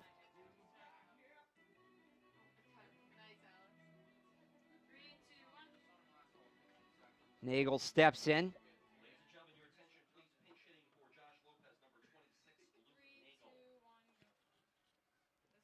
And Zamorelli looks in.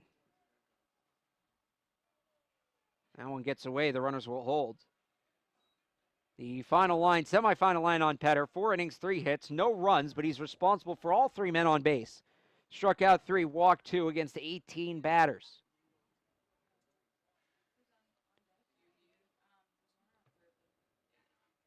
Eight of the 9 Beacon runs charged to Casey Johnson. One of them was unearned. That was also Johnson's. And Zamorelli can close the book for Petter on what would be a great day. 4 innings of 3 hit, no run ball. All he's got to do is get by Nagel here. Zamorelli sets and delivers. And their first strike, count evens up at 1-1.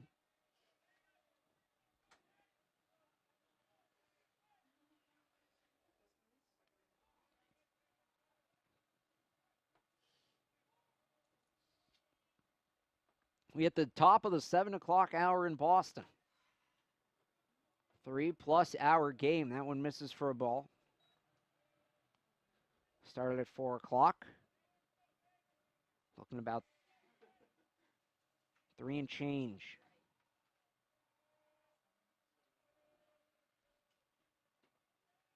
Zamorelli comes set. His 2-1 runs in on Nagel, who scooted out of the way. 3-1 now the count.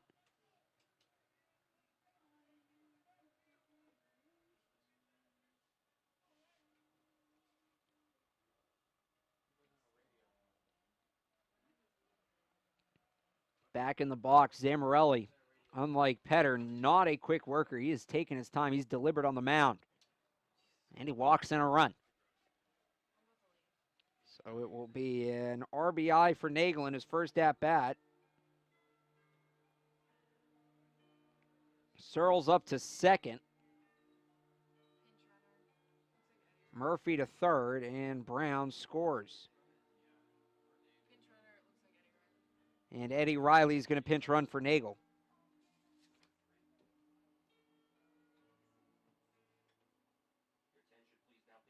A junior from Quincy, Massachusetts. Somebody's still going to have to come back in and play second base for Lopez, so maybe Riley will fill that role.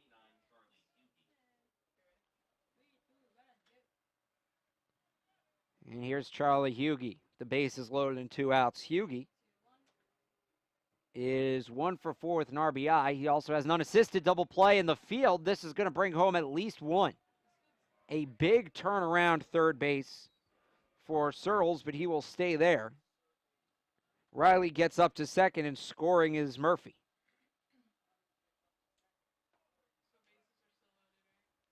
Puts runners on second and third with 2 outs here on a 1-0 count.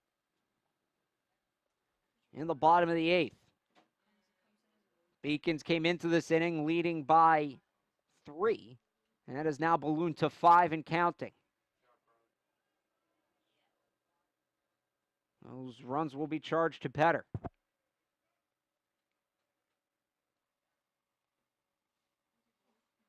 And one misses for a ball. 2-0 the count. Zamorelli only responsible for the runner on second. That's Riley, who pinch ran for Nagel.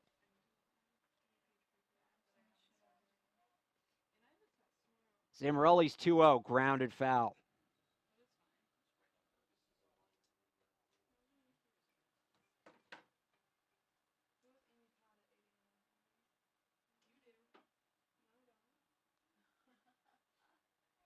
Zamorelli steps off, gets some dirt on his hand. Takes a long look in, comes set. Puts that one way outside. And the count extends to 3-1 on Charlie Hughey. Nick Herzog hoping to get a chance. He's on deck. Welcome back to baseball season. 11-6, bottom of the 8th, 3+ hours in. Here's the pitch. He held up, ball 4, another walk. Back-to-back walks for the Beacons. Hughey's going to head down to first, and the bases are loaded again with 2 outs. Nick Herzog will step in. Herzog is 2 for 4 with a run scored. And if Herzog can get on and Rogers bats, it will be the second time in this game the Beacons have battled around. They've put up 2 runs in this inning. They put up 5 in the 4th when they battled around before. Zamorelli delivers. Inside, ball 1.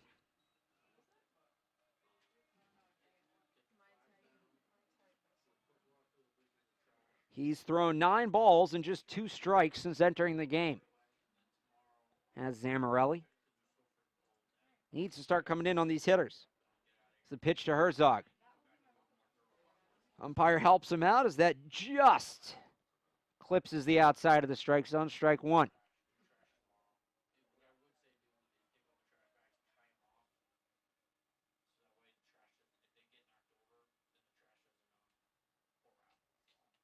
Here's the 1-1. Fouled back, 1-2. Zamorelli ahead for the first time today. Looking to get out of this inning. 1-2 count, 2 outs. The bases are full of Beacons. It's Hughey on first, Riley on second, and Searles on third.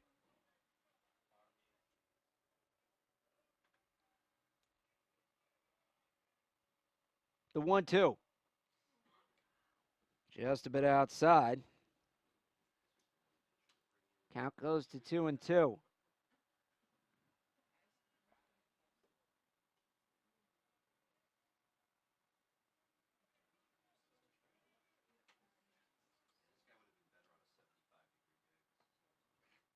Zamorelli deals. Swing and a miss. He struck him out. Ball on the ground. The throw down to first is in time. Herzog wasn't even trying. He broke straight for the dugout. And that will do it for the Beacons in the 8th. As we make the turn for home, it's UMass Boston 11, Lasell 6, here on the Beacon Broadcast Network. The University of Massachusetts Boston. It's just minutes from downtown, and the Princeton Review calls it one of the best values in the country. A nationally recognized institution of academic excellence and research, UMass Boston offers more than 150 undergraduate and graduate programs, 16 Division III sports, and more than 100 student organizations. To learn more about the opportunities waiting for you at UMass Boston, visit in person or online. UMass Boston, a research university with a teaching soul. Celebrate the soggy shoes and the slow starts. Celebrate the lessons learned along the way.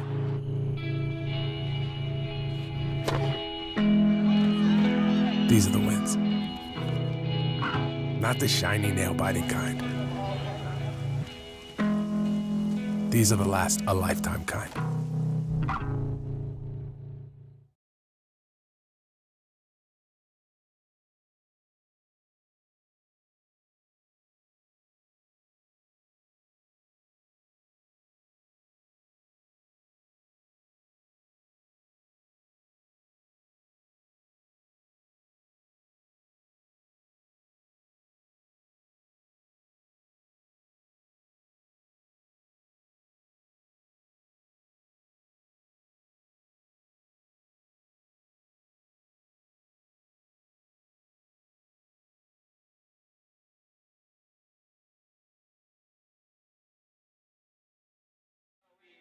Bobby Tramandozzi will come in to end this one. Will try to. 5-1 record, a 3.08 ERA a year ago.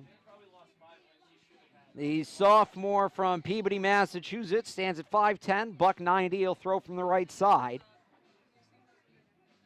And he will face David Marcel, Hector Cosione, and Skylar Beckerman here in the top of the ninth. Beacons looking to finish off the season opener with the win. 3 outs away.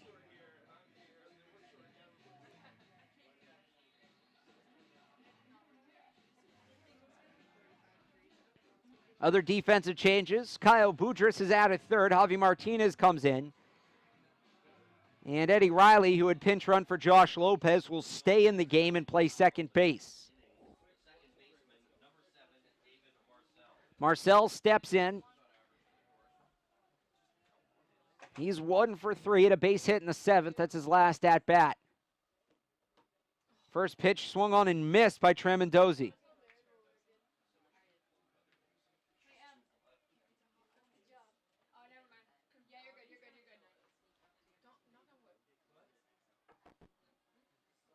Tramandozzi steps off.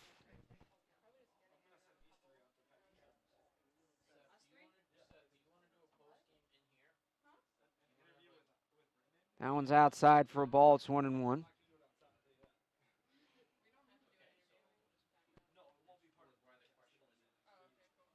Nobody out top of the ninth. Beacons looking to close out their home opener and their season opener with a win. Up and in for a ball. It's 1-1. They turn to Bobby Tramandozzi to do so. They go from the lefty, Kyle Carvello, to finish out the 8th, to the righty Tramandozzi in the 9th.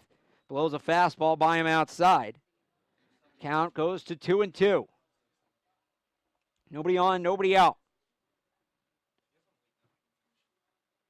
Tramandozzi looks in on Marcel, kicks and fires. That one's fouled back to the screen. We'll go 2-2 again.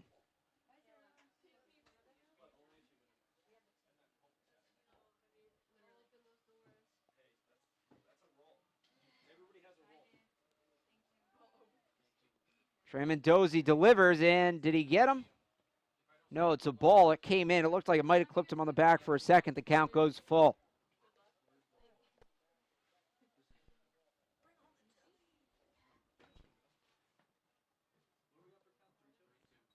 The payoff pitch. He struck him out on the inside part of the plate, got him looking Marcel down, and there's one away. Brought the fastball inside and clipped the left half of home plate. Here's Hector Cosione, had the home run all the way back in the first, 3+ hours ago. He has since struck out twice and lined into an unassisted double play to first.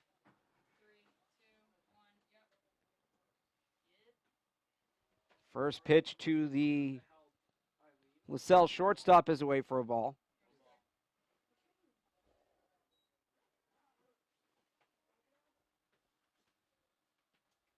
Tramandozzi delivers. Breaking ball in there for a strike. It's 1-1.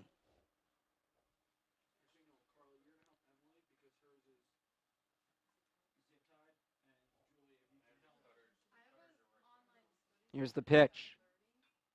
The 1-1 is popped up behind the first base bag, running out of room, and unable to make the play as Hughes. That one was well over the fence. 1-2 the count for Tramontosi on Cosillon.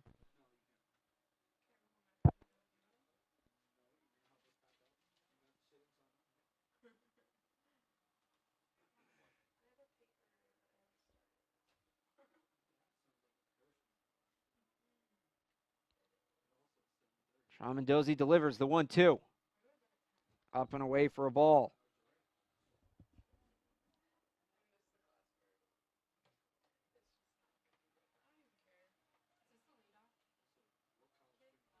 Here's the 2-2 pitch. Lined over the head of the third baseman and in for a base hit. Cosillon on for the second time today.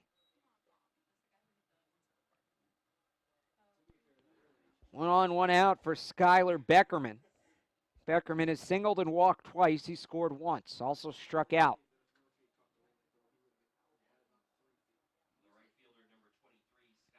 Tramontosi now goes from the stretch, first time pitching with the runner on. Looks to first, comes set, delivers. Swing and a miss, went right through the fastball, 0-1.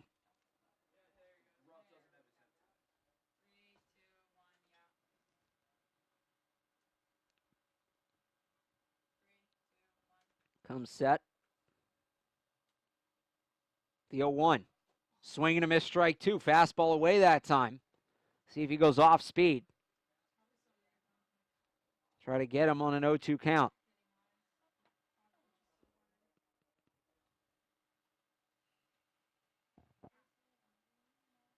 Tramontosi looks in.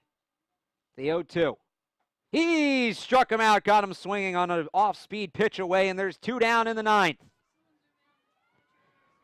Beacons looking to pick up their first win of the year. All that stands between them and the W is Dom Mascalo. Mascalo has reached 3 times. He singled twice. He scored twice. Last time up, he flew out to center. The big righty steps in.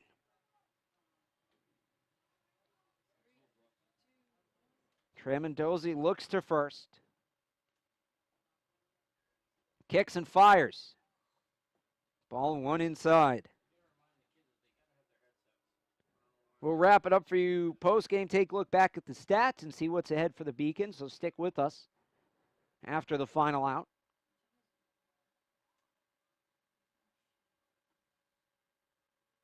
Here's the 1-0. Breaking pitch inside, strike 1. Started in on the line of the batter's box and broke back in towards the plate.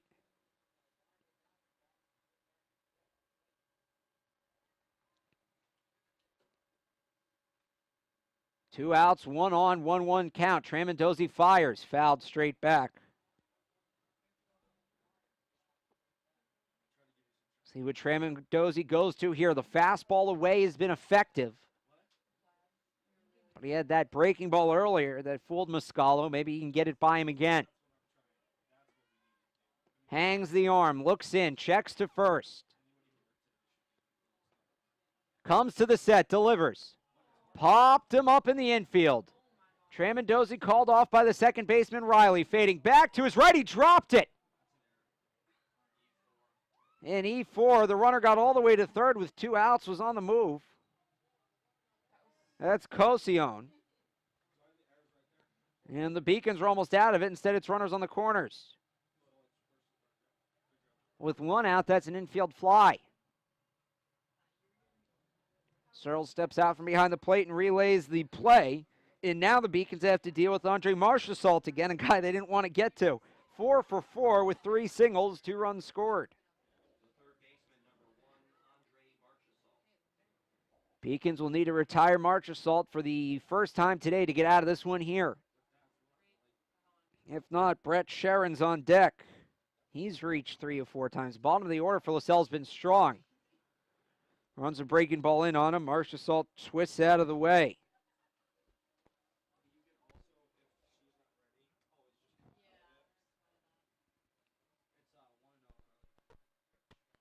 Tramontosi on a 1-0 count. Checks to first.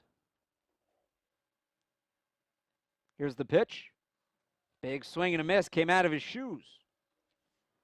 Did Marchessault on a breaking pitch away. Fooled him. And it's 1-1.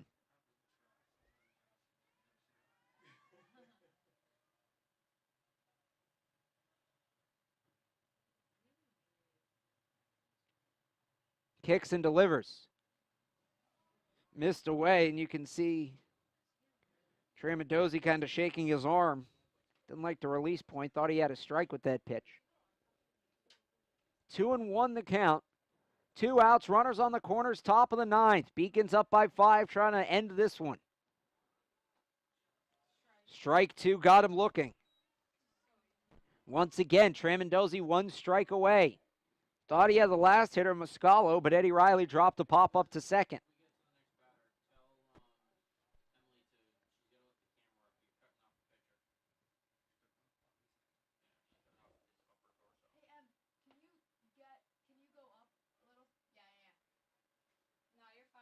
Tramandosi sets. 2-2 pitch with 2 outs. Ground ball to short. Murphy flips to second, and the Beacons pick up the win in the season opener. Your final score, UMass Boston 11, Lasell 6. No runs, no hits. 1 error, 2 runners left on base. Pardon me, 1 hit.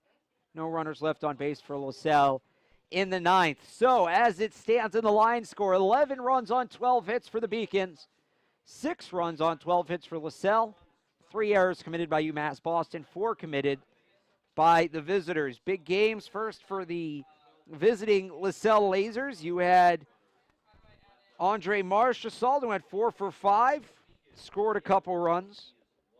Meanwhile, for the Beacons, you got to look at Anthony Searles, the catcher. Caught a couple runners in the base paths. More importantly, had 2 triples, scored 2 runs, and had an RBI. The losing pitcher will be Casey Johnson.